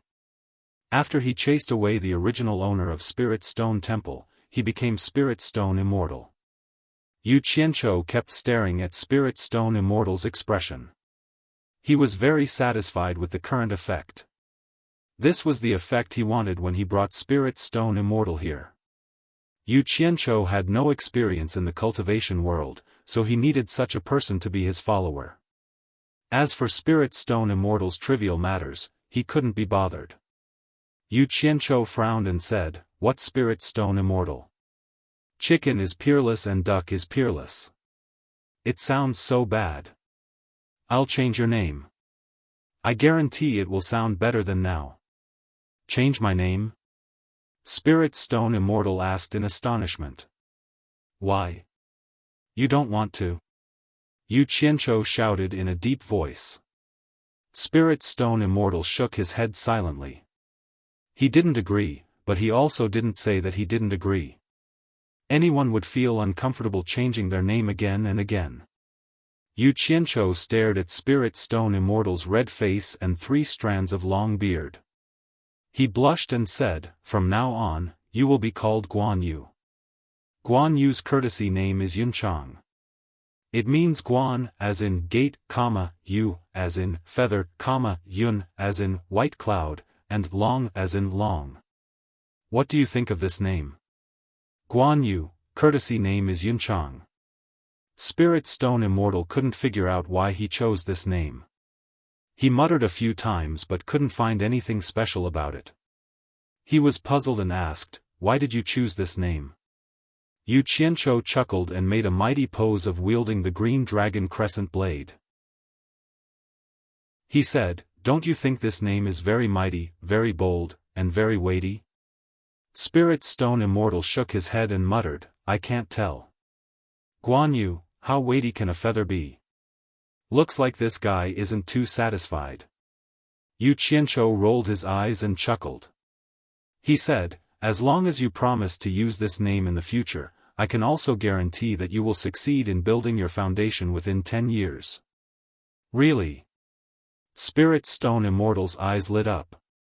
He said happily, "As long as you can really help me succeed in building my foundation within 10 years, I promise that I will never change my name from now on, Guan Yu. If I can't do it, I will naturally change my name back." "Huh, it's a deal. It's a deal." Both of them laughed loudly. Yu Qianqiu happily patted his shoulder and said, "Guan Yu, from now on, you will follow me well. I guarantee that you will eat and drink well every day. Sooner or later, you will cultivate to the tribulation passing stage." Spirit Stone nodded and smiled. He didn't know why this guy was so happy just because he changed his name. Sigh. Sure enough, experts all have some strange hobbies. Yu Qianqiu was very pleased. In his previous life, he had offered countless incense sticks to Second Master Guan and kowtowed countless times, but in the end, he still died. Now, he got Guan Yu as his follower. He believed that he would definitely be very impressive when he went out. "No. When we go out, I have to order a set of green robes and a green hat for him to wear. Then, I have to carry a long sword on my waist and hold the hilt of the sword in my hand while following behind me. This way, I will look impressive, scary, and awesome when I go out." Chapter 33. Although he was pleased with himself, he did not believe that a few simple promises could completely subdue a person. It was necessary to use the necessary methods. He still had to ask the white fox about this. With a thought, the entire space within the golden bead appeared in his mind, including every blade of grass and every tree. After reaching the 10th level of qi refining, the territory inside the golden bead had expanded by dozens of times. What made Yu Qianqiu pleasantly surprised was that small streams and lakes began to appear in his territory. Because of this, he purposely got a lot of different kinds of fish to raise, birds, beasts, flowers, and plants. The bamboo pavilion was empty. Sister Bai must have gone to play with the flowers and plants again. It was already slowly changing. This was a good thing. The corner of Yu Qianzhou's mouth slightly curled up, revealing a smile. His thoughts changed. In a flower bed, the white fox in snow-white clothes was squatting in the flower bed, pulling out the weeds. Guan Yu held a pile of high-grade spirit stones and smacked her lips, asking, "I still haven't asked how I should address you." "Yu Qianzhou, you can call me boss from now on." Yu Qianzhou replied, then immediately said, "Wait here, I'll be back soon." After saying that, his figure disappeared. Guan Yu did not deny it and sneered, "Yu Qianzhou, boss, beauty," pulling out the weeds again. Yu Qianzhou suddenly appeared beside the white fox in the flower bed. The latter seemed to be used to this. She did not even raise her head and was still busy with her work. She only frowned and asked, "Why did you bring someone in again?" "Sister, don't be offended. It's just that the territory is getting bigger and bigger, so I specially found someone to plant trees." Yu Qianzhou casually replied. The white fox did not say anything else. The former squatted beside her and smiled, "Sister, let me ask you something. I want to control someone and make him loyal to me. Do you have any ideas?" The white fox stopped what she was doing and frowned, "Who do you want to control?" "Hey! It's this guy I brought in. Just now, we were fighting with our lives on the line outside. Your little brother, almost died in his hands. I brought him in here. If he can't beat me, he'll surrender. But who knows if he's sincere or just pretending?" Yu Qianzhou said worriedly. White Fox's complexion changed when she heard that her brother had almost been killed. She raised her beautiful face and saw that the corner of Yu Qianzhou's mouth was clearly stained with blood. His clothes were also torn. It was obvious that he had fought with someone and was injured. She immediately snorted coldly and disappeared. Yu Qianzhou was startled. Suddenly, a scream came from afar. While he was still in shock, the white fox appeared out of nowhere with a low-grade spirit stone in her hand. She said coldly, "I've trapped his Yuanshan here, you can use it without worry. If he dares to have any other thoughts, I'll make him suffer a fate worse than death." After he finished speaking, a ball of flames appeared in his hand and wrapped around the spirit stone. Immediately, a series of wails came from afar. The flames disappeared, and the wailing stopped. The white fox placed the spirit stones into the small sachet on its waist. "Oh my God! So powerful!" Luckily, he didn't do anything to Sister White. Otherwise, if he did, it would be fun. Yu Qianzhou's forehead was covered in cold sweat. He smiled awkwardly, "Sister, you're really good. I wonder if you can teach me. If your cultivation hasn't reached the original infant stage, you can't forcefully extract other people's Yuanshan. Also, the caster's cultivation must be higher than the caster's unless the caster is willing to give up their Yuanshan." After the white fox finished speaking, she squatted down and continued with her work. He. I'll go see how he's doing." Seeing that she ignored him, Yu Qianzhou glanced at the white robe wrapped around her buttocks. Because she was working, his little heart skipped a beat. He thought to himself, "What a sexy buttocks." His figure suddenly disappeared. Guan Yu's red face had already turned pale. He sat on the ground and stared blankly at Yu Qianzhou's appearance. He scrambled to hug his thigh and trembled, "There's a woman. There's a woman here who forcefully extracted my Yuanshan." Yu Qianzhou, "No. Boss. Do you know her? Help me beg her to return my Yuanshan." Guan Yu was indeed scared out of his wits. When the woman in white first appeared, he was still amazed by her beauty. Who would have thought that the sudden burst of aura would force him to the point that he could not even move? She placed one hand on his head and easily pulled out his natal primordial spirit. The pain was simply worse than death. He was very clear that if his Yuanshan was controlled by someone, it meant that his life was in someone else's hands. If that person was unhappy, he wouldn't even be able to run. Ah! Yu Qianzhou cried out in alarm, your natal primordial spirit was also extracted? Guan Yu's trembling body stopped. He slowly raised his head and said in shock, is your Yuanshan also, AI? Who said it wasn't? Yu Qianzhou shook his head and helped Guan Yu up. But you don't need to worry. She's my big sister. Since you're one of my people now, I can guarantee that you won't be in danger with your primordial spirit trapped in her hands. What? She's your sister. Guan Yu screamed and pushed him away. He shouted, she's your sister. Of course you don't have to worry. It must be you and your brother who conspired to kill me. I'll kill you. Guan Yu just waved his palm and took a step forward. The muscles on his face twisted and he fell to the ground with a bang. A miserable scream came from his throat. He rolled around on the ground, looking extremely painful. Even Yu Qianzhou couldn't stand it anymore. The white fox's voice came from the air. If you dare to have any evil intentions towards my brother again, I'll make your life worse than death. I won't dare. Guan Yu used all his strength to choke out. Then, his body loosened and he laid on the ground again. It was indeed a good way to control people. But he couldn't discourage him from doing things for him in the future. Yu Qianzhou stared at him. After confirming that he was fine, he sighed. Yun Chang. You're too impulsive. Do you still remember that 10th level qi refining cultivator who called me boss? Just like you, his Yuanshan was also extracted by my sister. But he knew how to behave. He knew that my sister liked to take care of flowers and plants. Look at the flowers and trees here. They were all done by him. Guess what happened in the end? My sister was happy and returned his Yuanshan. Now, he's alive and well. Yun Chang. You're worth learning from. Guan Yu, who had been staring at him with dead fish eyes, moved his eyeballs.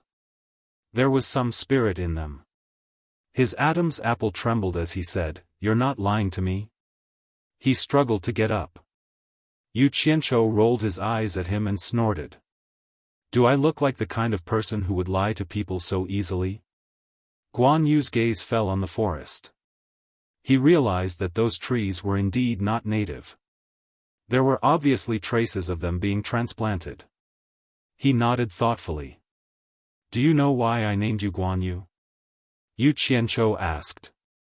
Seeing him shake his head, he asked again, do you know that there are other empires outside of the Wuxia Empire?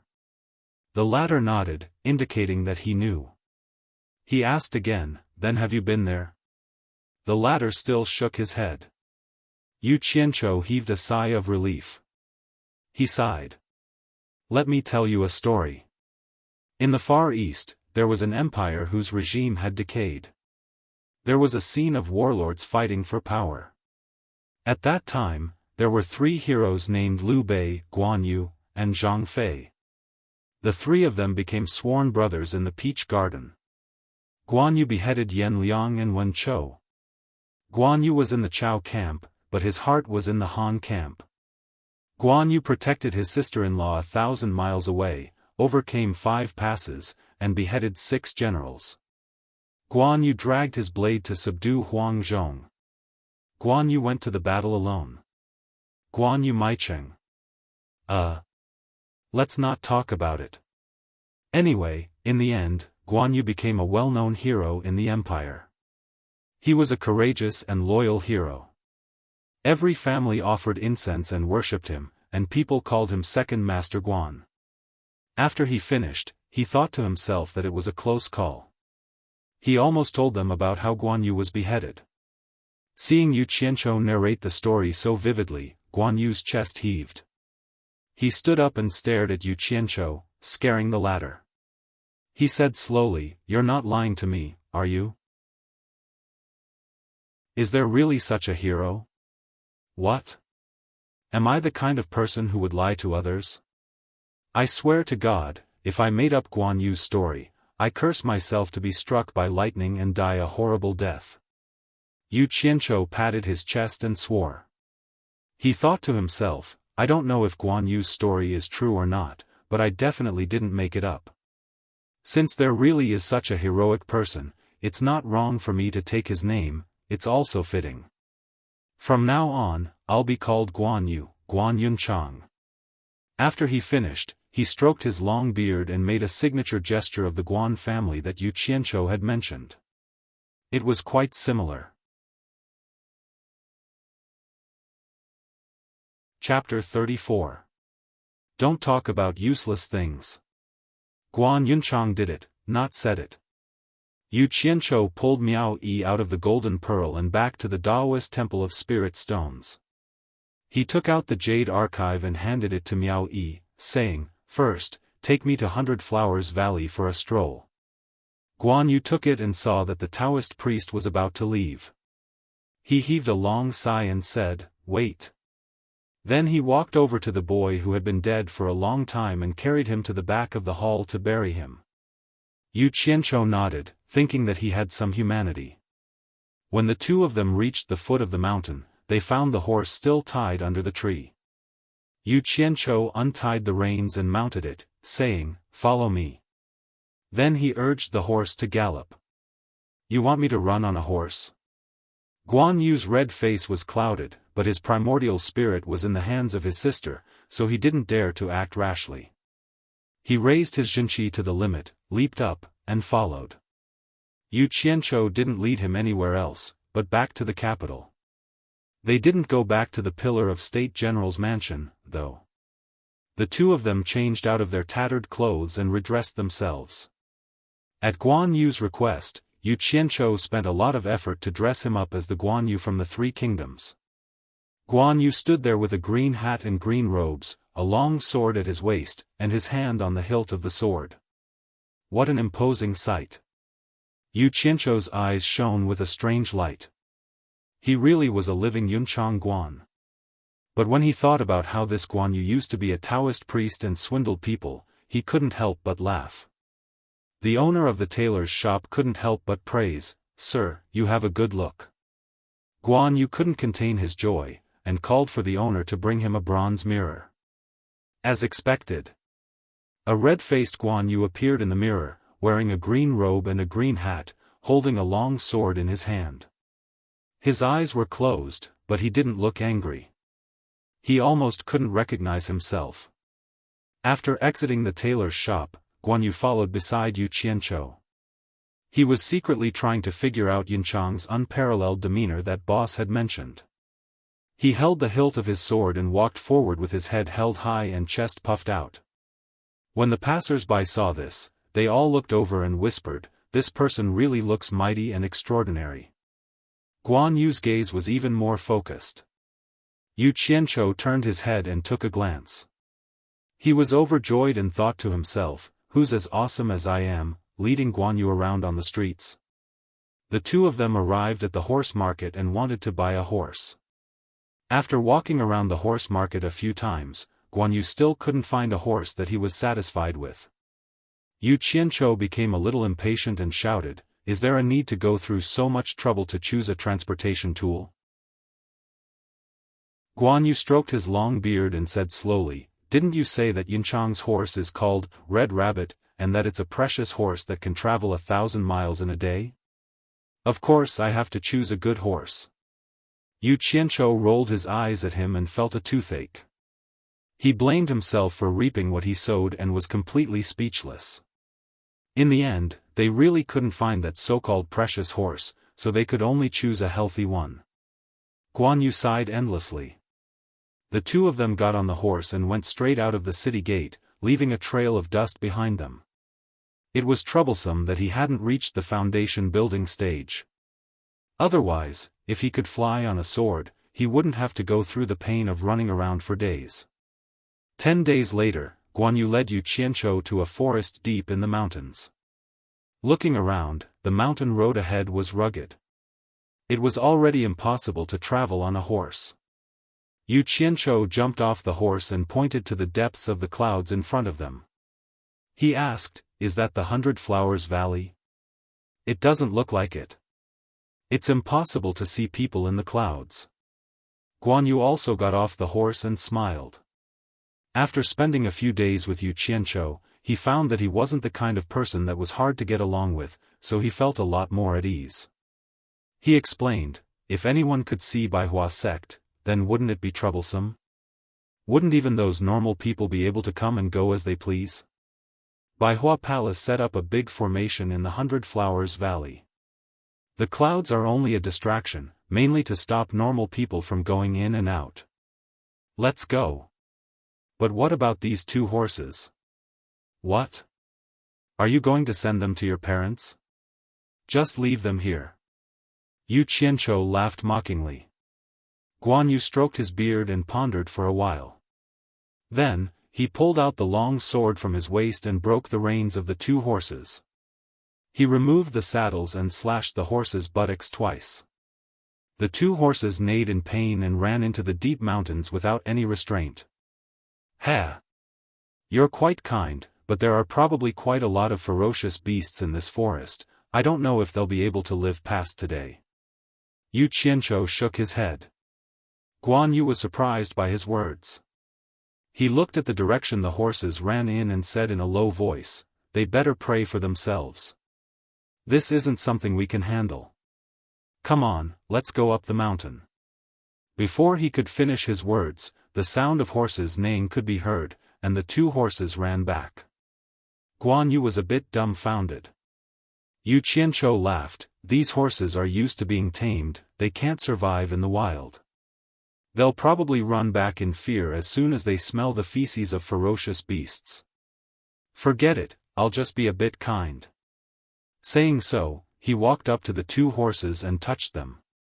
The 2 horses disappeared. Seeing that Guan Yu was still in a daze, he waved his hand and said, "What are you spacing out for? Let's go. I've already sent them to my sister's place." Guan Yu shook his head and said, "I'm not in a daze. I'm just wondering who you and your sister are, and where exactly does your sister live?" After saying that, he walked up the mountain with a face full of disbelief. "I'll let you know when I get the chance. Tell me what's going on with this Baihua Palace." Yu Qianzhou followed. Baihua sect was founded not too long ago, less than 200 years ago. Speaking of which, it has something to do with supporting Immortals Island. Baihua sect's sect leader, Baihua Fairy, was originally the daughter of the previous island lord of supporting Immortals Island. Unexpectedly, she married Yen Bugui, the son of the previous palace lord of the number 1 demonic sect, the 10,000 Demons. It caused quite a bit of trouble at the time. On one side was the number 1 righteous sect, and on the other side was the number 1 demonic sect. Under the pressure from both sides, the 2 sect leaders expelled the couple from their sects, and they both stepped down from their positions. It was here that the couple established their sect, establishing Baihua Palace. Baihua Palace can be considered as an anomaly in the cultivation world. You can't say that it's righteous, nor can you say that it's demonic. Yet, both the righteous and demonic sects have to give it some face. Because of this, the 100 Flowers Valley where Baihua Palace is located has become a trading ground for the cultivation world. Both the righteous and demonic sects don't dare to cause any trouble here, and each goes about their own business. Don't you think it's strange? Hee hee. That's interesting. I'll have to take a good look. Yu Qianzhou laughed. The 2 of them chatted as they walked, winding their way into the depths of the mountain mist. The thick mist in the mountain was very strange, it didn't disperse even when the wind blew. The 2 of them stopped in front of the thick mist. Guan Yu took out a jade archive and imbued it with his true qi. The jade archive shot out a beam of white light towards the depths of the mist. The thick mist immediately roiled, gradually parting to reveal a path. Guan Yu instructed, "Don't run around. Just follow the path." The 2 of them walked along the path, and the mist behind them slowly closed up again. Yu Qianzhou was secretly amazed. Even the most advanced technology in his past life would have a hard time achieving this, right? Not long after, a city gate that wasn't too big appeared in front of them. Several cultivators armed with weapons stood guard at the gate. The cultivators glanced at the two of them, but didn't say anything. However, Guan Yu pulled Yu Qianzhou over and said, "Fellow Taoists, this is my friend's first time here. He needs 100 flowers entrance token." A cultivator sitting behind a table glanced at Yu Qianzhou, then flipped open the booklet on the table. He picked up a brush and asked, "Name? Which sect?" "Yu Qianzhou. I'm a loose cultivator with no sect or sect." Yu Qianzhou answered unhurriedly. Before coming here, Guan Yu had already informed him. Of course, he couldn't possibly say that he was An Kuang-tsung's disciple. 100 flowers entrance token, 1 mid-grade spirit stone, or 100 low-grade spirit stones, the cultivator said plainly. Yu Qianzhou nodded. He pretended to take out a mid-grade spirit stone from his robes and handed it over. Guan Yu's eyelid twitched when he saw this. Only then did he remember that the one thing this guy didn't lack was spirit stones. The cultivator took out a jade archive and let Yu Qianzhou imbue it with true qi. After that, the cultivator made a hand seal and shot a beam of white light at the jade archive. Once the jade archive was handed over to Yu Qianzhou, the matter was settled. "This registration is really simple," Yu Qianzhou muttered as he touched the jade archive in his hand. Guan Yu smiled, "It looks simple, but unless you personally hold the jade archive and imbue it with true qi, you won't be able to barge in." After passing through the city gate, Yu Qianzhou's eyes immediately lit up. He really didn't expect to find such a good place in the depths of the mountains. Shops and taverns stood in great numbers, and hawkers could be seen everywhere. Cultivators dressed in all sorts of clothing came and went. Chapter 35. As the two strolled around the city, Yu Qianzhou looked around. Everything here was new to him. Guan Yu glanced at him. Although his anger had dissipated a lot after getting along with him for a while, he still couldn't help but take it to heart that his primordial spirit was controlled by someone else. He asked, "Are you going to take a look and leave, or are you going to stay here for a few days?" Yu Qianzhou was full of interest. He nodded and said, "Why do you want to leave when you just arrived?" "Stay a few more days. You're familiar with this place, where do you think is a good place to stay?" Guan Yu inadvertently smiled and said, "Come with me." The two walked forward and passed by a big square. There were many people setting up all kinds of stalls. Guan Yu brought him to the front of an inn. Yu Qianzhou looked around and discovered that the inn in front of him was probably the most imposing one he had seen so far. The signboard above the entrance read, "100 Flowers House." He didn't think too much about it and followed them in. As soon as they entered, a waiter came over and greeted them enthusiastically, "Two guests, are you going to eat or stay?" Yu Qianzhou looked at the waiter and found that he was also Qi training level 7. Guan Yu went to the front of the counter and knocked, calling out, "Manager, give me 2 of the best rooms." The fat man, who was busy at the counter, hurried over. The fat man smiled and said, "The best room costs 10 mid-grade spirit stones a day, and 2 rooms cost 20 mid-grade spirit stones. May I know how long the 2 of you would like to stay?" "How many days?" Guan Yu turned and asked. Yu Qianzhou was stunned for a while, then he frowned and said, "Are you kidding me? 2 rooms cost 20 mid-grade spirit stones a day. Disciples from normal sects can't even afford a day's stay even with half a year's worth of spirit stones." The fat shopkeeper said, "Little brother, I'm afraid this is your first time here. Our 100 Flowers House was opened by the 100 Flowers Palace, and it's also the best inn in the entire 100 Flowers Valley. If you stay here, you can rest in peace. No matter if it's the righteous Tao or the devil Tao, not many would dare to cause trouble here. Therefore, 20 mid-grade spirit stones a day is definitely worth it." "Humph. If no one dares to come and cause trouble, doesn't that mean there are still people who dare to come and cause trouble? Yu Qianzhou muttered. When he saw the manager's expression change, he thought about how it wasn't beneficial for him to offend the members of the Flower Palace since he'd just arrived here, so he could only change his words. Then I'll stay for a day first. The shopkeeper's expression immediately relaxed, and he said with a smile, then I'll give the two of you 2 superior rooms? Yu Qianzhou nodded and pretended to put his hand into his empty lapel. He took out 2 handfuls of spirit stones and placed them on the counter. When the shopkeeper saw that he was able to grab 2 large handfuls of spirit stones from his flat clothes, he couldn't help but stare at him strangely. Yu Qianzhou's heart trembled, and he thought to himself that he would have to buy a storage bag to show off.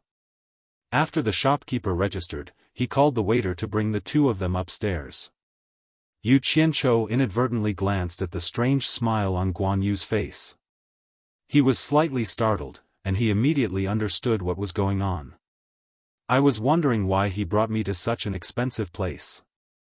So it turns out that he has a problem with me. Damn it! Do you want me to lose some money? This isn't a good sign, and I have to put it out in time. The place that he spent a lot of money to stay in was indeed different. The items and furnishings in the room were really good. When he opened the window, he saw the square. Looking at the bustling square, Yu Qianzhou was in a good mood. The haze of being schemed against by Guan Yu had also lightened a little.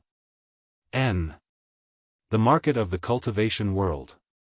Let's see what good things they have. Yu Qianzhou muttered a few words, and he slowly walked out of the inn. He walked in the market with his hands clasped behind his back, looking at the vendors around him. If one didn't know the situation, who would know that this was the cultivation world? Yu Qianzhou slowly walked from stall to stall, but he didn't find many things that he recognized. When he arrived in front of a stall, he discovered that it was very quiet, completely different from the bustling surroundings. Suddenly, he saw that the table was filled with all kinds of talismans. He couldn't help but stop and ask, "Fellow Taoist, what are these used for?" The stall owner hurriedly stood up, pointed at the talismans, and introduced, "These are smoke talismans. When you encounter danger, they can be used to escape. 1 low-grade spirit stone for 10 of them. These are fire talismans. When you throw one out, it can ignite a 1-meter-tall flame within a 3-meter radius. It can last for 10 breaths of time. 1 low-grade spirit stone for 1. These are arrow talismans. Within a 300-meter radius, it can hit anything. It can penetrate a 1-foot thick brick wall.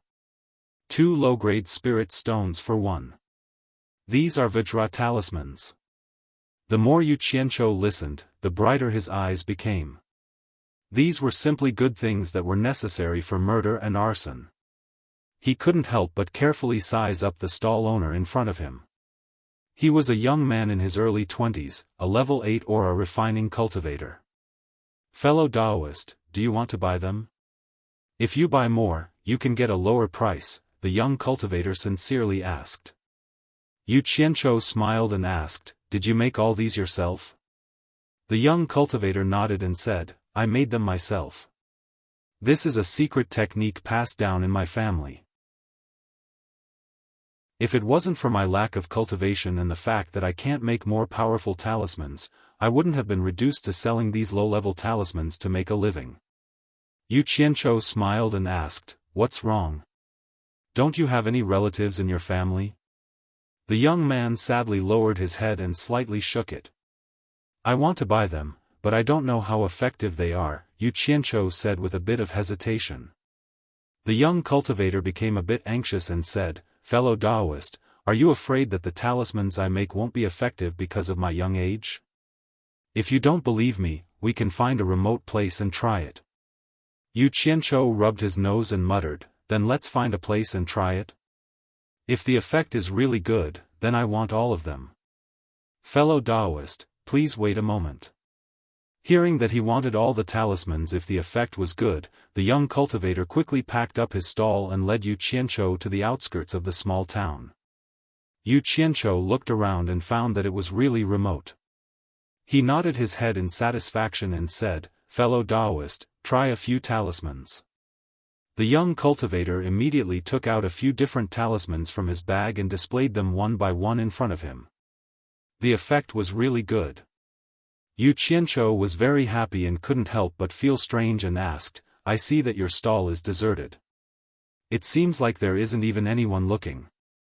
Could it be that the talismans you make are so unattractive?"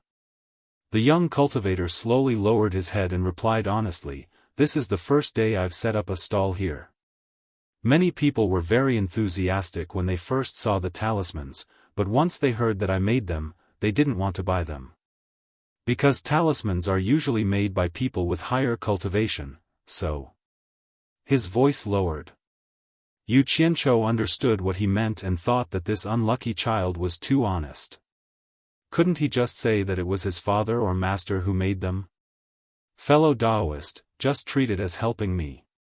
You saw the power of my talismans earlier. Talismans of the same level aren't any weaker than others. If you buy more, I will definitely give you the lowest price. Otherwise, I won't even be able to pay for tomorrow's stall," the young cultivator said in a pleading tone. "All right. I want all of them." Yu Qianqiu patted his shoulder and said as he looked around. The young cultivator happily nodded his head. However, he heard the buyer pat his shoulder and say, "I want you too." Before he could react, he felt his vision blur. Chapter 36. Yu Qianqiu looked around again, walked back with his hands behind his back, and murmured, "Young man, follow me from now on.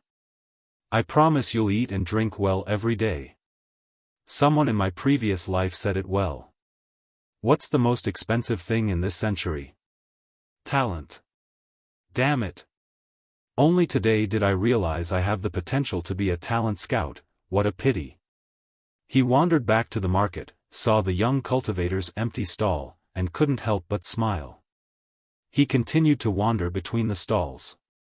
"Fellow Taoist, where can I buy a storage bag?" Yu Qianqiu finally met a cultivator that he could confirm was of a lower level than him, and asked him.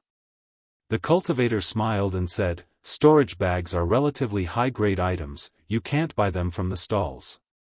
You'll have to go to the surrounding stalls to find them." Yu Qianqiu looked around at the well-decorated stalls, and cupped his hands in thanks. Passing through the square, he looked at the stalls one by one, and found that the items here were clearly marked, but the prices were indeed not comparable to the stalls outside, and some were even scarily expensive. After walking through a few stalls, he didn't find any storage bags, and under the guidance of others, he finally found a shop called Hidden Secrets Pavilion, and indeed found the storage bag he wanted to buy. The shopkeeper inside greeted enthusiastically, "Fellow Taoist, what would you like to buy?" Yu Qianqiu looked around and said, "I want to buy a storage bag." The shopkeeper laughed and said, "Fellow Taoist, you've come to the right place. Our sect's storage bags are famous in the cultivation world, they are durable, and one can be used for 100 or 200 years without a problem. How big do you want? Our store has storage bags that can hold up to 3 rooms.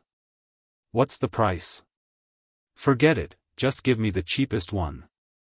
Yu Qianqiu said, he was just using it for show anyway, there was no need to waste money, no matter how rich he was, he wouldn't do what that prodigal did. The shopkeeper was slightly stunned, this was the first time he met someone who spoke so straightforwardly, and said with a slightly embarrassed smile, "The cheapest one is naturally the one with a room, it's 1 high-grade spirit stone." 1 high-grade spirit stone? So expensive. "Shopkeeper, you didn't lie to me, did you?" Yu Qianqiu exclaimed. The shopkeeper didn't know whether to laugh or cry. Fellow Taoist must be joking. This shop has been in business for hundreds of years and storage bags have always been sold at this price. If you don't believe me, you can go out and ask around. Forget it. Since it's a time-honored brand, there's no need to ask. Give me one. After saying that, he took out a high-grade spirit stone. After receiving the storage bag, Yu Qianqiu still mumbled, "Such a small bag actually costs a high-grade spirit stone." After hanging the bag on his waist, he didn't even need to look to know that it was a cultivator. After leaving the hidden secret pavilion, Yu Qianqiu continued to stroll around one shop after another.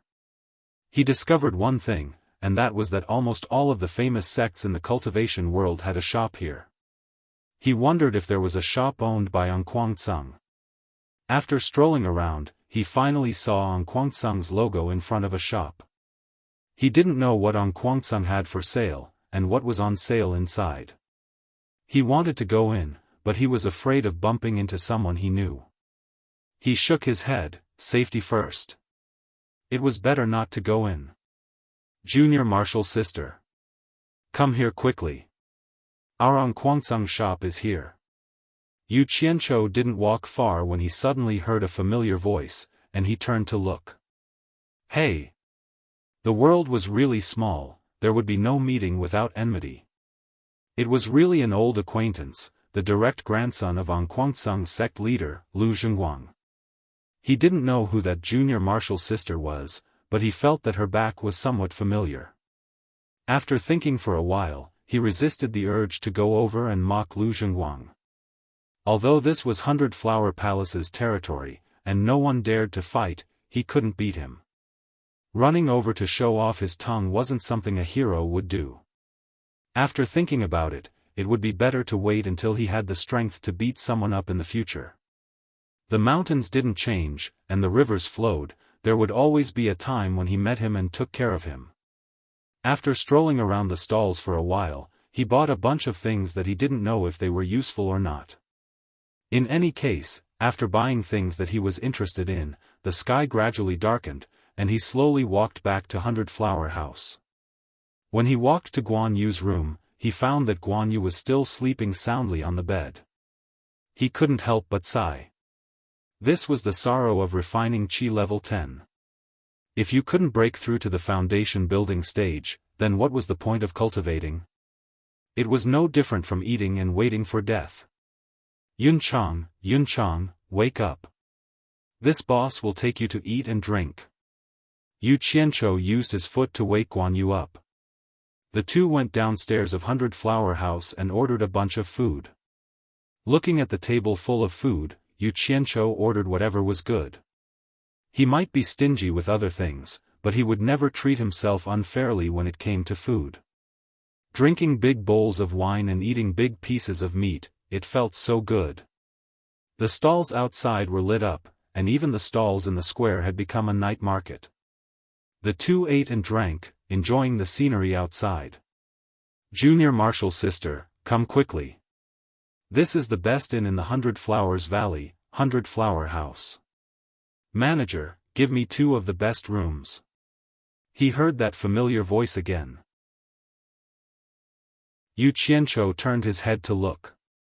It was really a small world for enemies. It was that guy Lu Zhengguang again, leaning on the counter to pick a room. "Forget it, I'll just pretend I didn't see it." Just as Yu Qianqiu was about to look away, a young girl walked in the door, and he couldn't look away. It was none other than the woman he was most familiar with in An Kuang-tsung, Chu Ping. As Chu Ping looked around and sized up 100 Flower House, she also saw that familiar face near the window. Chu Ping couldn't believe it. She thought to herself, "Am I seeing things? Isn't he dead?" The two just looked at each other. Yu Qianqiu pouted and gestured at Lu Zhengguang. He put a finger in front of his mouth and made a shushing gesture. Chu Ping's face immediately lit up, and her eyes showed unconcealable excitement. The other party's actions undoubtedly proved his identity. She looked at Lu Zhengguang and knew what he was referring to. She nodded slightly. The two booked a room and were brought upstairs by the staff. On the way upstairs, Chu Ping couldn't help but look at him again.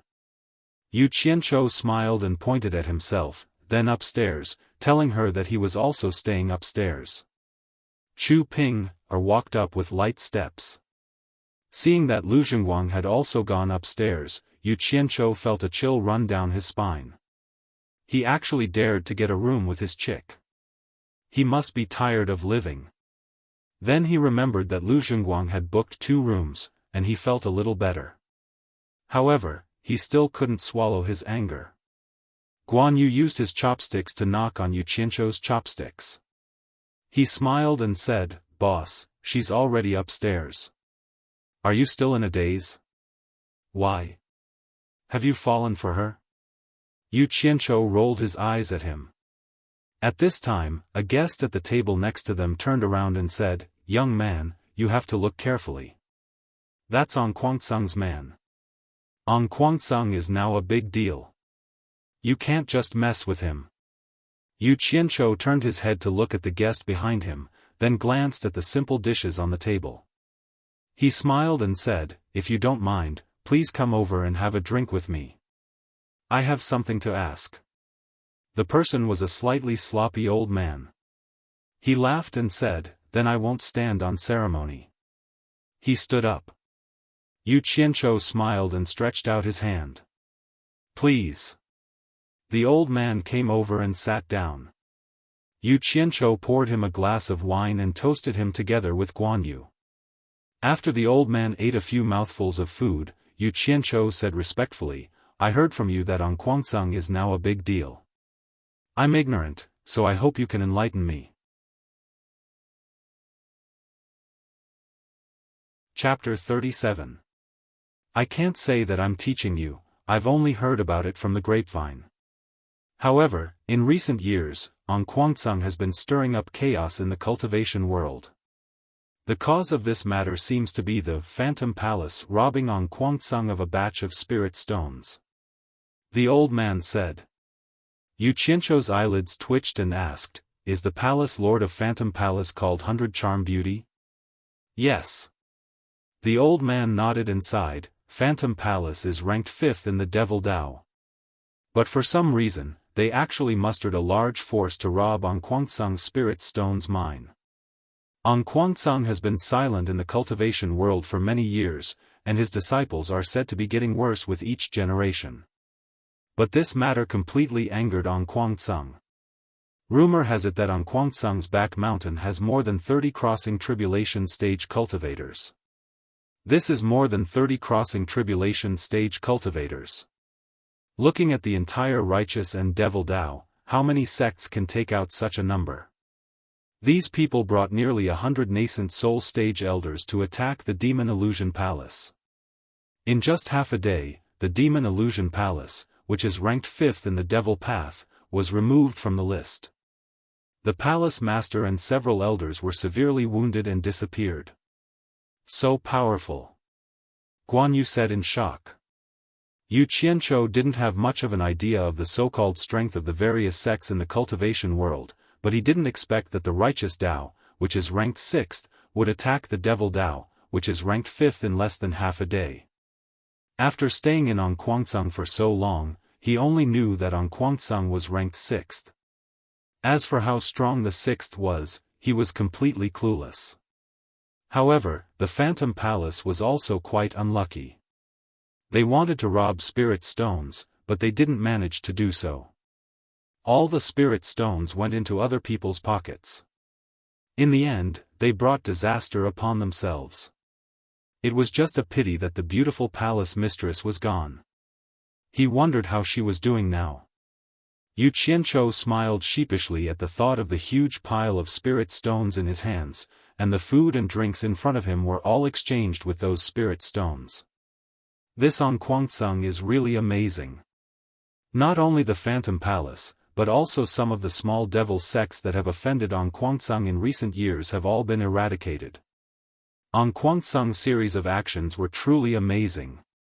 The balance of power in the entire cultivation world has been completely broken. I'm afraid that this rare peace in the cultivation world will set off another storm. The old man shook his head. He ate a mouthful of food and drank a glass of wine. He glanced at Yu Qianzhou and teased, "That's why I told you not to provoke Ong Guangceng." "Of course not. I just took a second glance at him because he's so pretty." Yu Qianzhou replied awkwardly. Seeing Guan Yu and the old man laughing wretchedly, he couldn't help but change the topic and asked, "Senior, you have an extraordinary appearance. May I ask which sect are you from?" The smile on the old man's face froze. He touched his face and looked at himself. He said, "You're such a hypocrite. This is the first time I've heard someone say that I have an extraordinary appearance." Yu Qianzhou quickly said, "I'm talking about inner qualities, inner qualities." Guan Yu laughed quietly at the side. "Oh. It seems that this old man is ignorant and inexperienced. It turns out that you can use extraordinary appearance to describe inner qualities. Forget it. I won't argue with you because of the good wine and dishes. This old man is 10,000 demons Qiu Wuyuan." The old man said indifferently. Guan Yu was shocked and said, "You're from the number 1 devil sect, 10,000 demons? Why? This old man is from 10,000 demons. What's wrong with that?" Qiu Wuyuan said as he glanced at Yu Qianzhou. He felt strange. He had noticed that this young man in front of him was a cultivator, but he couldn't see through his cultivation. This was really strange. Could it be that this young man's cultivation was higher than his? Yu Qianzhou didn't know what Qiu Wuyuan was thinking. He didn't mind which sect 10,000 demons belonged to.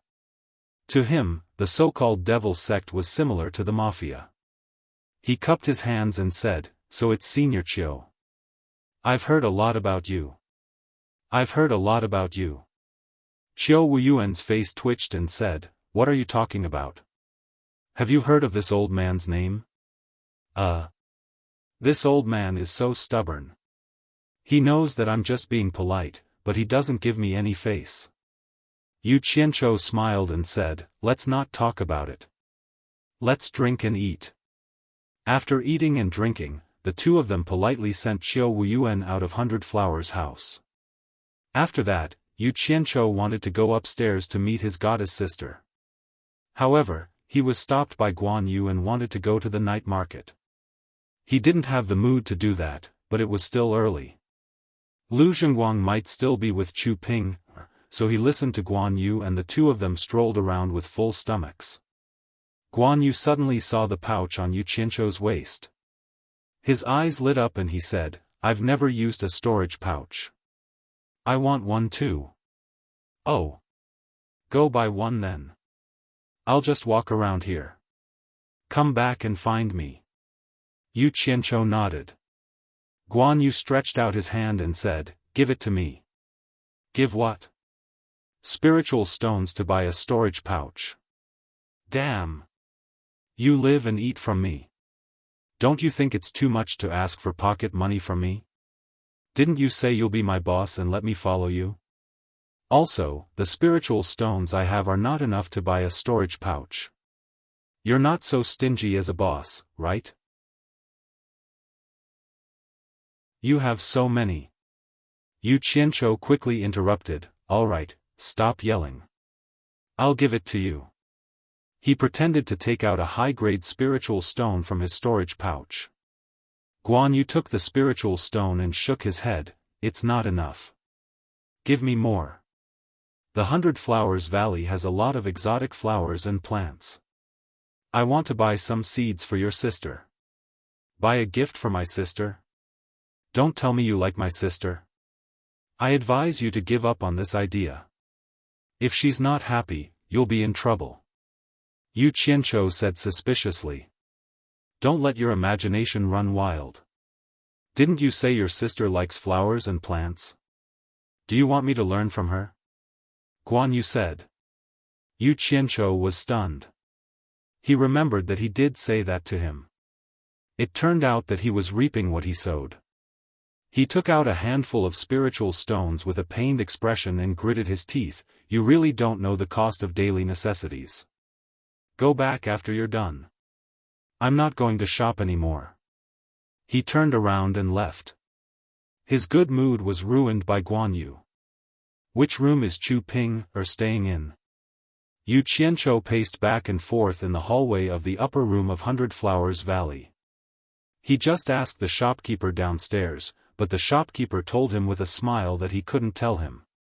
Just looking at Chu Ping'er made people think of her beautiful figure, it really made people anxious. Without a choice, Yu Qianqiu looked around to make sure there was no one around. He tiptoed and pressed his face against the door to eavesdrop one by one. After 7 or 8 rooms, he heard Lu Zhengguang's fawning voice in front of one of the rooms. Seeing that the room was right next to his, he couldn't help but press his ear against it to hear what he was saying.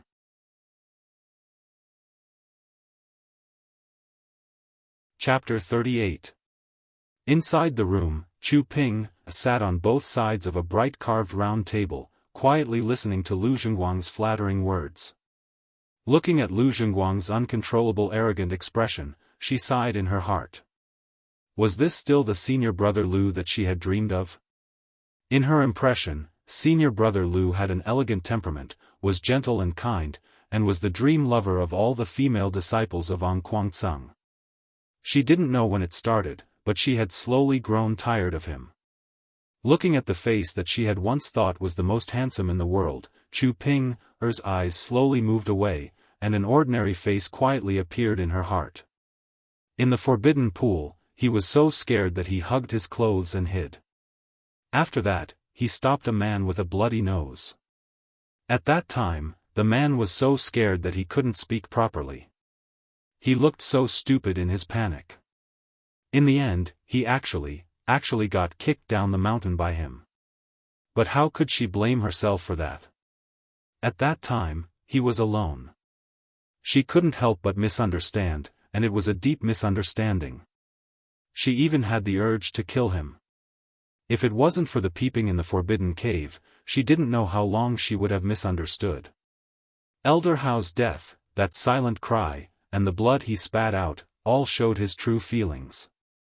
Just think about it, how could such a person do such a dirty thing? Facing the sect leader without fear, facing him bluntly, how many disciples of Kuang-tsung could do that? Facing the scolding of trash, how many people could do that? If it wasn't for senior brother Lu's palm, Kuang-tsung probably wouldn't know that he was the kind of person who was willing to live in obscurity. Facing the song that was sung all over the world, he clearly knew that he was the one who composed it, but he didn't seek fame or profit, turning a deaf ear to it. If I didn't know, if I didn't expose it in front of you, would you continue to hide it like this? When I saw your helpless and miserable smile in the spirit stone mine, do you know how much my heart hurt? When I heard that you were killed by the demonic path in the spirit stone mine, do you know how many times I cried for you in the middle of the night? Do you know how happy I am to see you appear in front of me silently again today? He actually lived here as well. Could this be the so-called fate? Recalling Yu Qianqiu's sign language, Chu Ping'er smiled. As for what Lu Zhengguang was saying, it could be said that he wasn't listening at all. Yu Qianqiu and Lu Zhengguang, who were eavesdropping outside the door, naturally did not know what she was thinking. If Yu Qianqiu found out about it, the consequences would be unimaginable. Lu Zhengguang also noticed that his junior sister was a little distracted. He was slightly stunned and stopped talking. But Chu Ping'er was still in a trance. Lu Zhengguang's face showed a hint of anger. As the direct grandson of the Azure Light sect leader, his status could be said to be extraordinary. Which of the female disciples in the sect did not secretly have a crush on him? The woman in front of him was also the same. He knew all of this, but he had a long-term ambition, wholeheartedly devoting himself to cultivation. When he was successful and famous, these female disciples would be at his mercy. Not so long ago, Chu Ping'er actually distanced herself from him. The way she looked at him also lost that strange look. Finally, she attracted his attention. Compared to the other female disciples, she was the most outstanding one. The most outstanding female disciple actually lost interest in him. This was undoubtedly a provocation to him, who was used to being high and mighty. How could he bear it? Therefore, he took the initiative to approach Chu Ping'er. But the result of his pursuit was that he seemed to be getting further and further away. Thinking of this, Lu Zhengguang's facial muscles twitched. He took a deep breath and adjusted his emotions. He picked up the teacup on the table and touched it lightly. The sound of the teacup woke up Chu Ping'er from her trance. Lu Zhenguang smiled and said gently, "Junior sister. The whole of Kwangtsung knows my feelings for you. Don't tell me you don't know." Chu Ping'er hesitated for a moment and nodded lightly.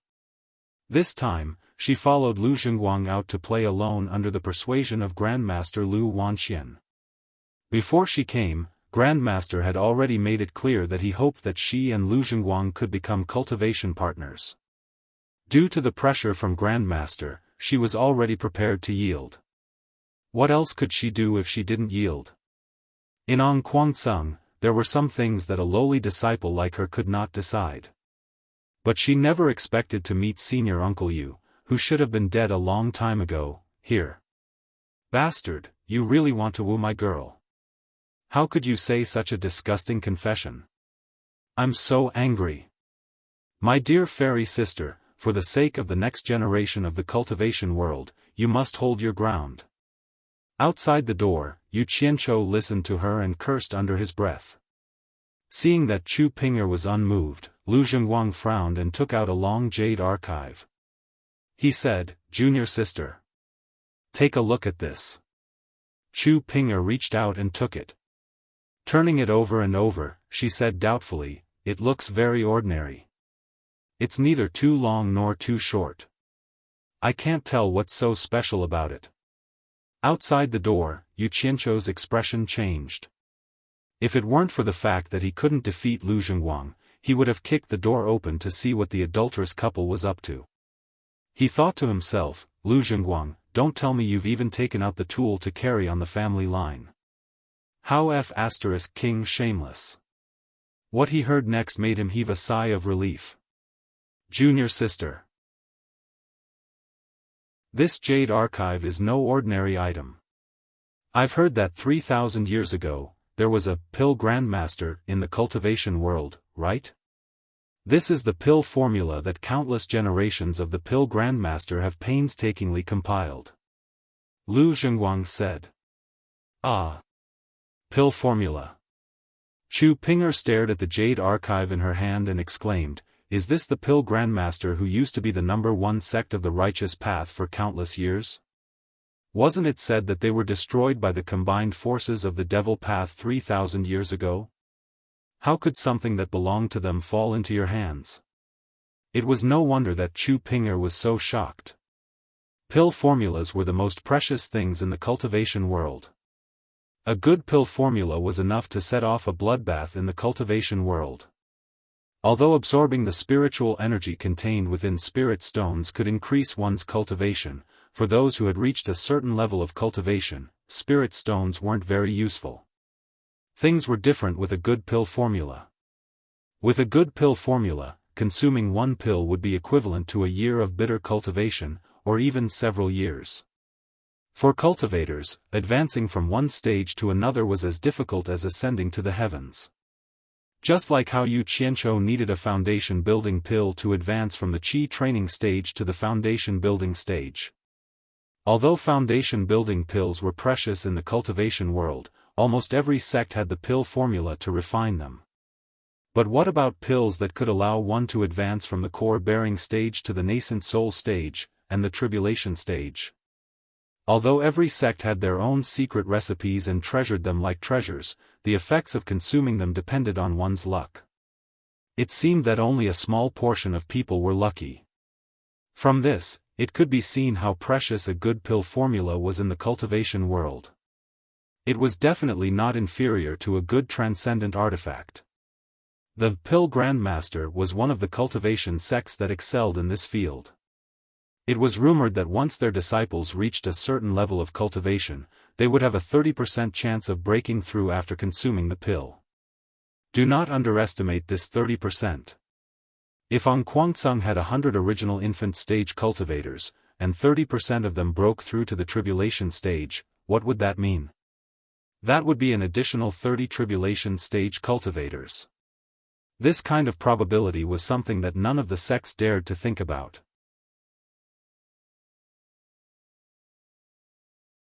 Chapter 39.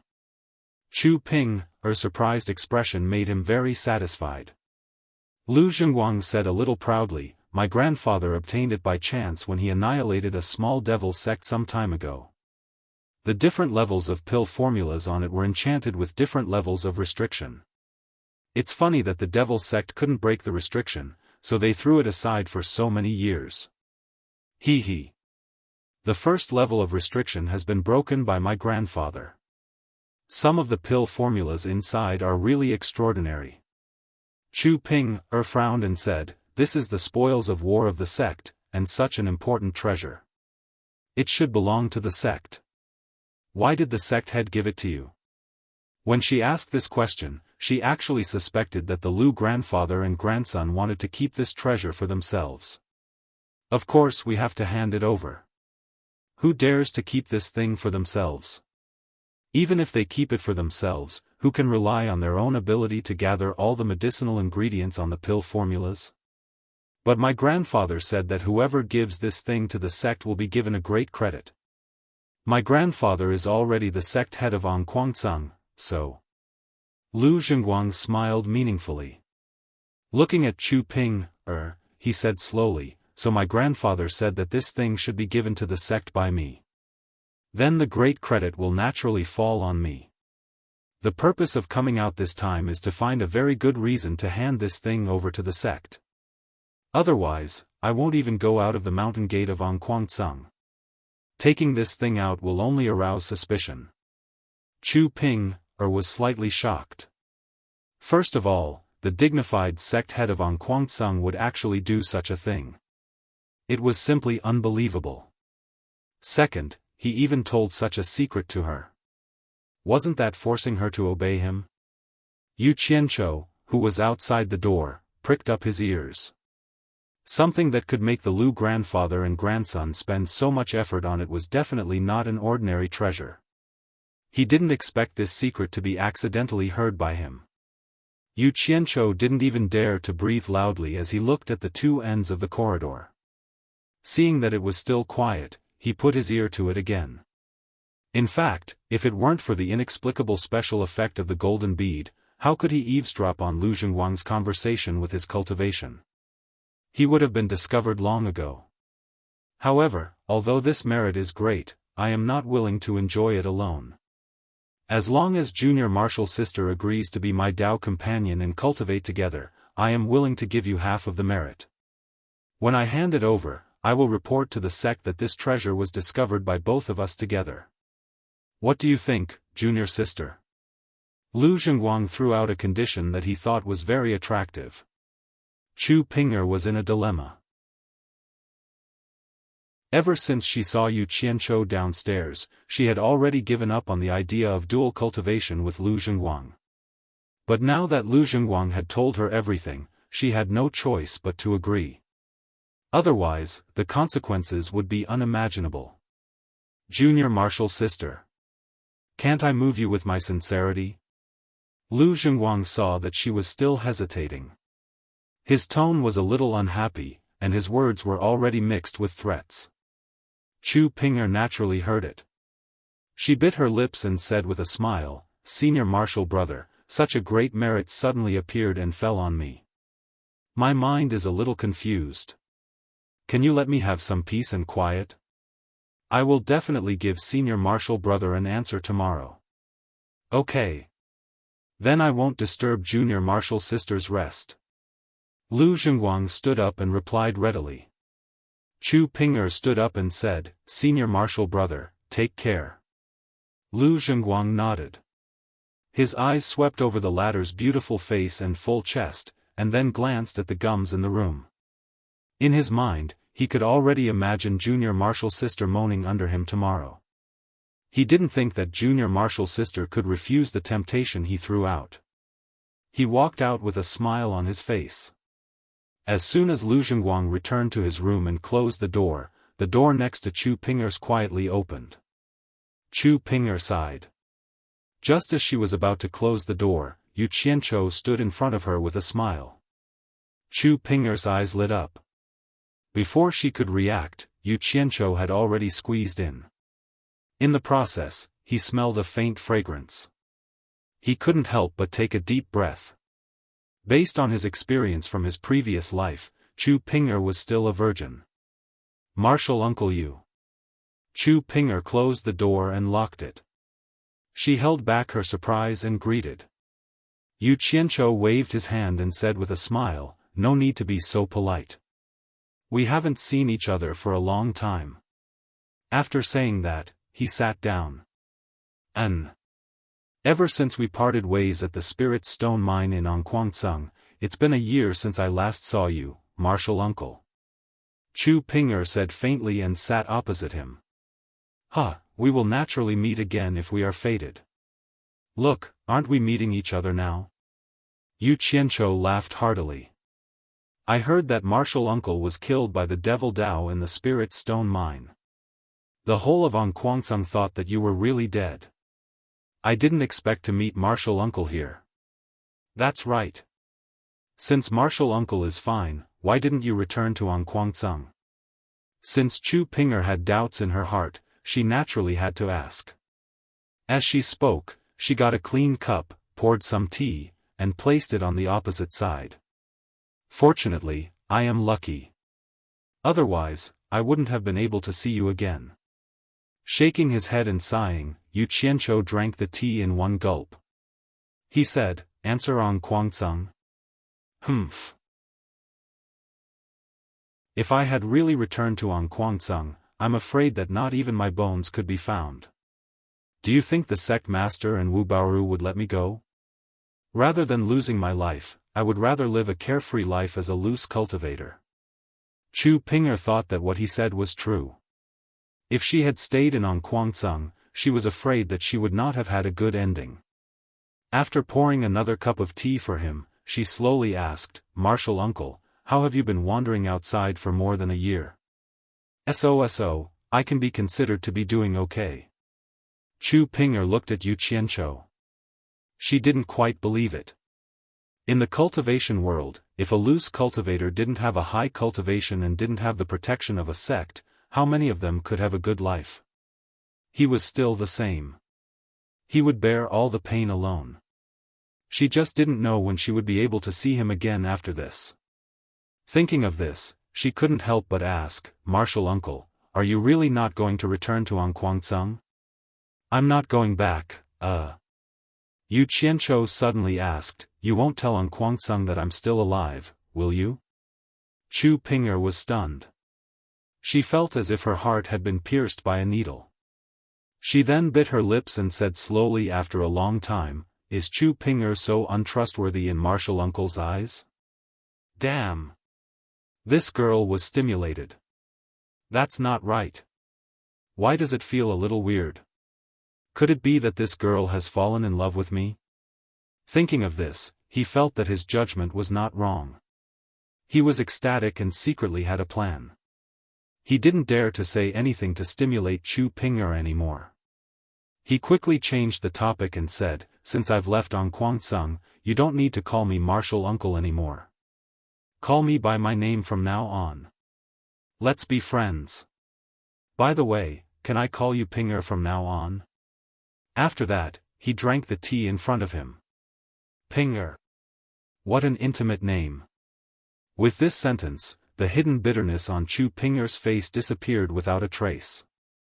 She stared at Yu Qianqiu affectionately with her eyes and nodded. Then, he stood up and filled the teapot with water. Yu Qianqiu was now 100% sure that Chu Ping'er was really interested in him. He raised his hand and touched his nose. A trace of a smile flashed across his face. Suddenly, he reached out and grabbed the hand that was pouring the tea. He could clearly feel that the other party's hand was stiff, but she didn't pull it back. She still let him hold it. What was he trying to do? Chu Ping'er's face was red. Her heart couldn't help but beat wildly. She didn't dare to look at him directly.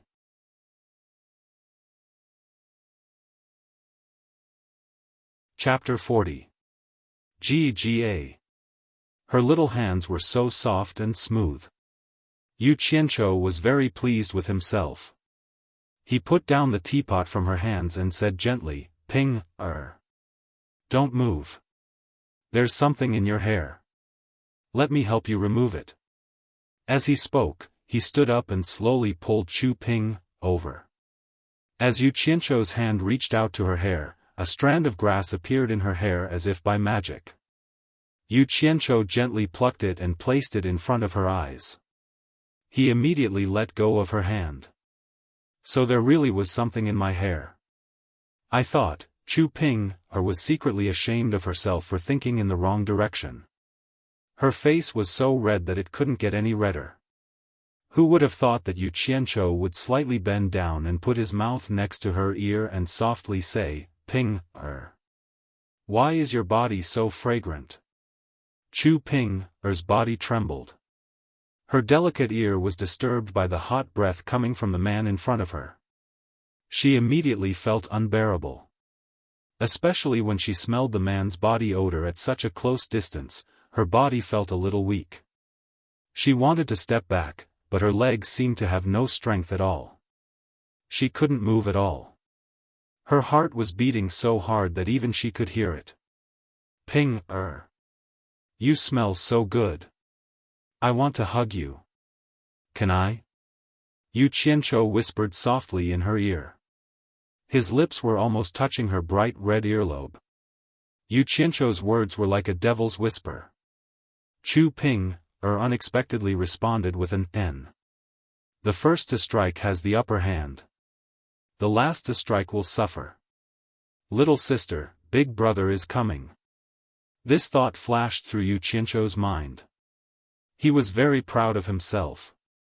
The fairy sister that he had coveted for a long time was about to fall into his hands. This happiness came too suddenly and too unexpectedly. Even he didn't think it would happen.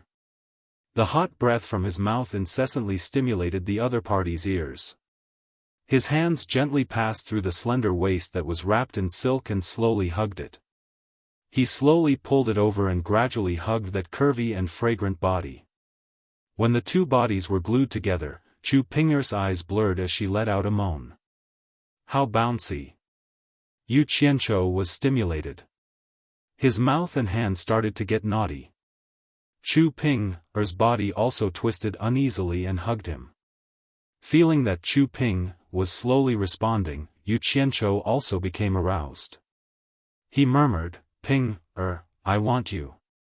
He didn't know how to control his hands anymore. Ah!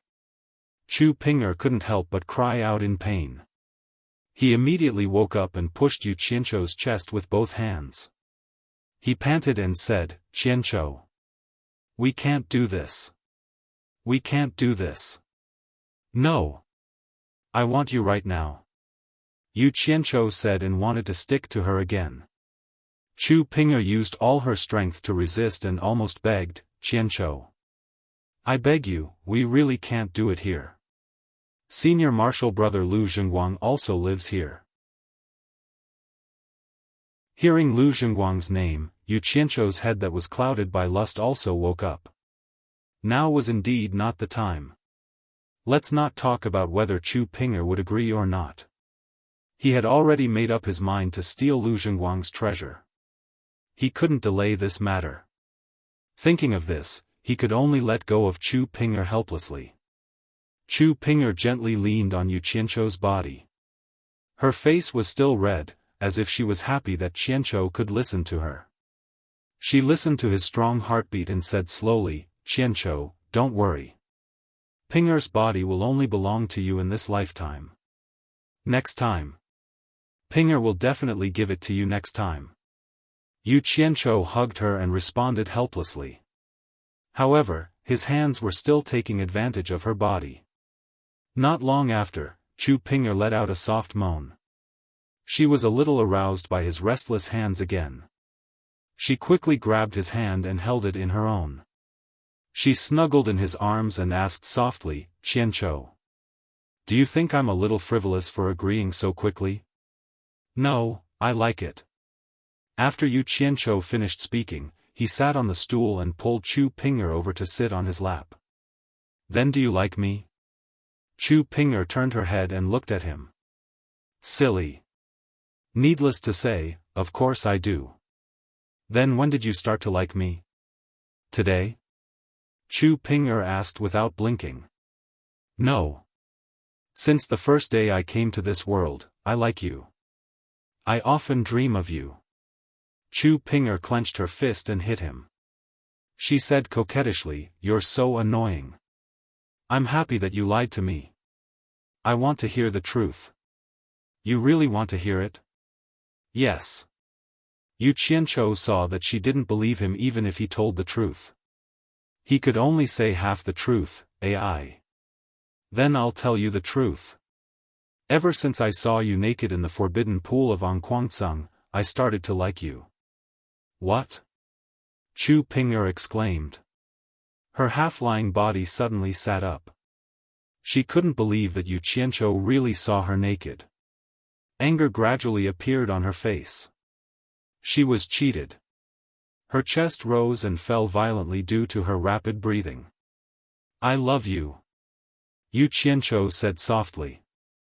Whether it was the previous life or this life, these words were very lethal. Chu Ping'er immediately fell into his arms. He smiled and said, Ping'er. Why are you so excited? I didn't mean to see it. I originally wanted to go to the stone cave in the forbidden area. Who knew that there would be a beautiful blue light sect female disciple who took off her clothes? AI. This must be heaven's will for us to be together. You're still talking. Chu Ping'er bashfully punched him again. He had seen all the parts of her body that he shouldn't have seen. He had touched all the parts that he shouldn't have touched. There was only one last step left. What else could she do now? This was fate. It's not like you'll lose a piece of meat just by looking. Yu Qianzhou laughed. Chu Ping'er immediately punched him 12 times. Yu Qianzhou laughed and grabbed her hand. He said, All right, Ping'er, don't mess around. I have something serious to ask you. Seeing that she finally became obedient, he asked again, Ping'er, why did you follow Lu Zhengguang to the 100 Flowers Valley this time? Chu Ping'er pondered for a while and immediately told him everything that had happened, including the fact that Lu Zhengguang had the prescription. Yu Qianzhou listened carefully. When he heard that Chu Ping'er clearly told him the content of the conversation between her and Lu Zhengguang in the room, he compared it with what he had overheard outside. He found that there was nothing to hide. He immediately smiled with relief.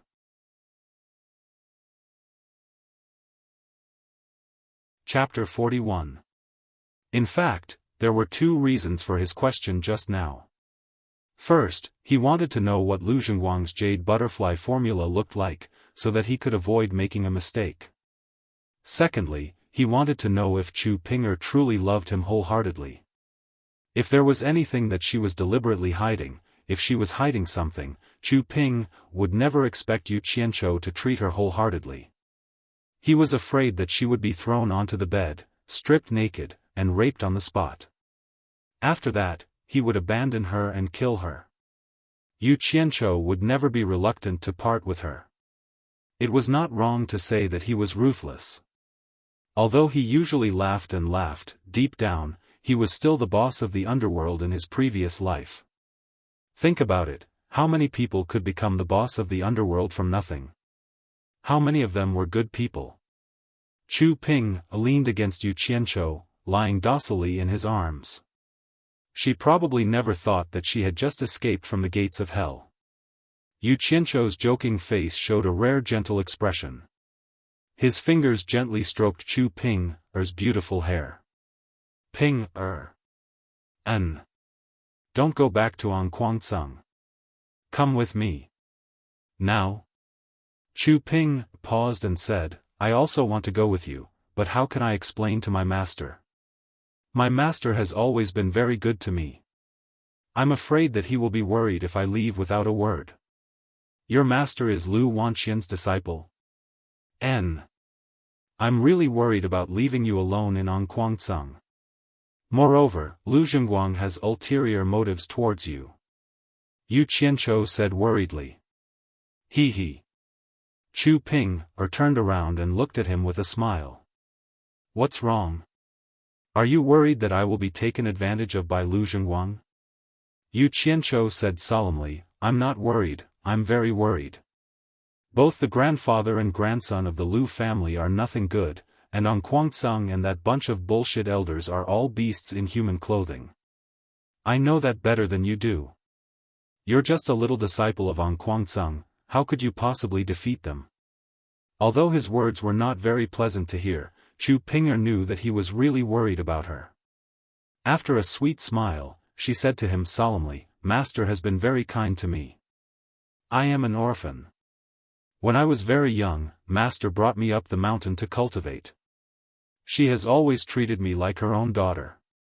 Among all the female disciples, Master treats me the best. If I leave without saying anything, not only will Master worry, I will also feel very guilty. Is your master a man or a woman? Yu Qianzhou suddenly asked in an untimely manner. Woman, why are you asking this? Chu Ping'er asked curiously. Oh. Then I'm relieved. Chu Ping'er was stunned for a moment, but she immediately reacted. She punched him again and said, Why is your head filled with all these messed up things? Yu Qianzhou laughed. In fact, he really wanted to say, You're too pure. It was no wonder that he would have such a thought. In his previous life, he had been through a lot of dirty things. He had seen too many dark things. When he looked at things, it was inevitable that he would consider more negative things. He belonged to the kind of person who was more suspicious and didn't trust others easily. Sigh. Looks like I can't persuade you. Yu Qianzhou sighed softly and suddenly hugged Chu Ping'er. Ah! What are you doing? Chu Ping'er cried out in surprise and joy. Yu Qianzhou smiled calmly and said, Do you trust me? Chu Ping'er was as happy as a cat in Yu Qianzhou's arms and nodded. Yu Qianzhou was moved. He lowered his head and kissed her forehead lightly. Then he said, Ping'er, listen to me. Remember what I said. I agreed to let you go back to Ang Guangcang. It's not that I don't want you to stay. I really want you to stay, but I don't want you to be in a difficult position. If I see you in a difficult position, I will feel even worse than you. Do you understand? After you go back to Ang Guangcang, you must remember to protect yourself at all costs. As long as you still have me in your heart, treat it as protecting yourself for me. You must make yourself well. Ping'er. Remember, no matter what happens in the future, I will definitely find you. Even if I die, my soul will find you and let you know that I'm here. I don't want you to die. Chu Ping'er immediately covered his mouth and said with tears, I want you to come back to me alive. I will definitely live well and wait for you to come back to me. Yu Qianzhou smiled gently and said, As long as you can do it, I will definitely do it. No one can stop me. Ping'er. You have to remember, our separation today is for a better reunion in the future. Chu Ping'er nodded desperately with tears in her eyes. Seeing that she was crying, Yu Qianzhou wanted to ease the atmosphere. He put her down and said, I have something to ask of you. Ping'er, will you agree? Chu Ping'er said with tears in her eyes, As long as I can do it, I will agree to anything. Yu Qianzhou said disapprovingly, This is something that you can do easily. I'm just afraid that you will not agree to it when the time comes. Do you not trust me that much? Chu Ping'er was a little angry, but she suddenly saw Yu Qianzhou's face revealing a trace of a strange smile. She couldn't help being startled and said with slight apprehension, Don't tell me you want me to do that thing with you again? I already said that it's not convenient for Lu Zhengguang to live here. Yu Qianzhou was stunned. He immediately understood what she was talking about. He secretly thought that this girl's awareness was too high. He couldn't help but smile bitterly and said, Am I such a lowly person? Chu Ping'er was so embarrassed that her face turned red. She stamped her feet and said, "If it's not that thing, then say it. I will agree to it, okay? This is what you said, you can't go back on your words." Yu Qianqiu put his mouth next to her ear and said softly, "My hand is a little itchy." As he said that, his hand had already slid down the smooth skin of a certain someone's collar. Chu Pinger's body trembled, but she didn't resist. She only heard her muttering, "You still say that you're not a lowly person, but I've never seen someone more." Gradually, an uncontrollable moan came out of her mouth. Yu Qianqiu, who had succeeded in his plot, happily pulled out his hand and put it in front of his nose to smell it. He said, "It smells so good." Chu Pinger was so embarrassed that she almost couldn't lift her face. "Wait for me, I will go out for a while and come back soon." Yu Qianqiu seemed to suddenly think of something. After saying that, he opened the door and went out, then closed the door. Chu Pinger didn't know what he was going to do when he went out, so she hurriedly tidied up her collar that was loosened by that bad guy's hand. Yu Qianqiu came back very quickly. After he came in and closed the door, he took out a small exquisite bag and said with a smile, "I just bought it, it's for you." "Ah. It's a storage bag. What a beautiful storage bag, I have never used it before." Chu Pinger, who received the gift, was very happy. After playing with it for a while, she suddenly frowned and said, "This thing is very expensive, it must be hard for you to be alone outside, why do you need to spend this money?" He. "As long as you like it, spending a little money is nothing. Your husband doesn't have anything else, but money. In the storage bag, I have 100 high-grade spirit stones, 1,000 mid-grade spirit stones, and 10,000 low-grade spirit stones. You can keep it on you, in case you need it when I am not here," Yu Qianqiu said with a smile.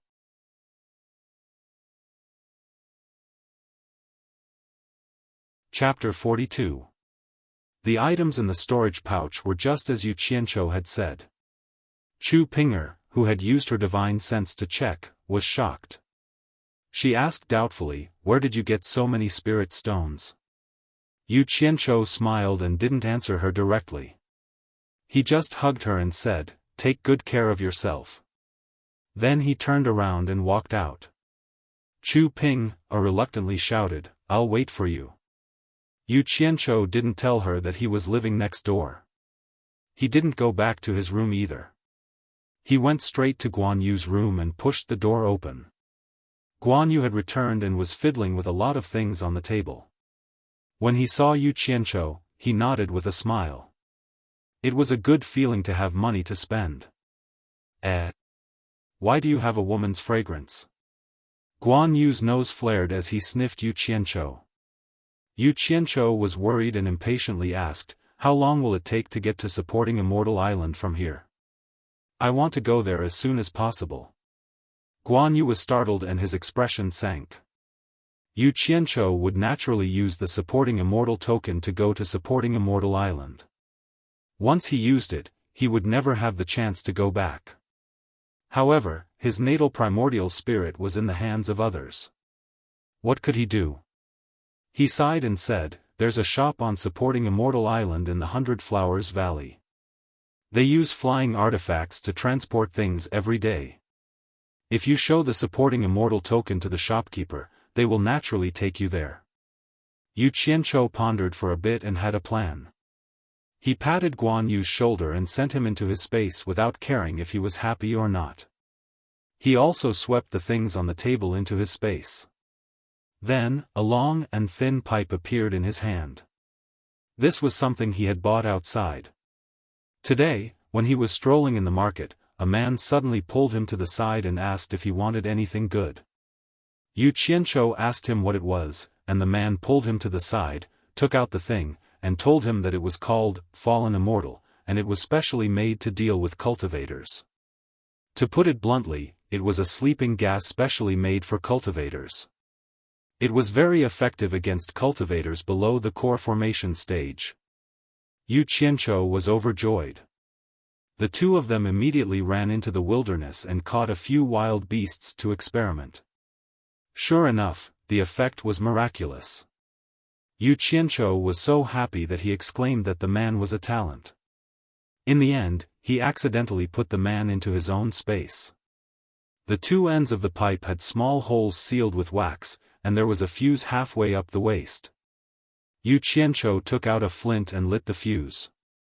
The fuse dragged sparks as it drilled into the pipe. Then, the pipe made a light, pop sound and he felt a slight warmth in his hand. Yu Qianqiu nodded with satisfaction. He took it to the corridor and looked around to see that there was no one around. Then, he gently touched the door of Lu Zhengguang's room and listened carefully to see if there was any movement inside. He unscrewed the wax seal on the two ends of the pipe and gently inserted one end into the crack of the door.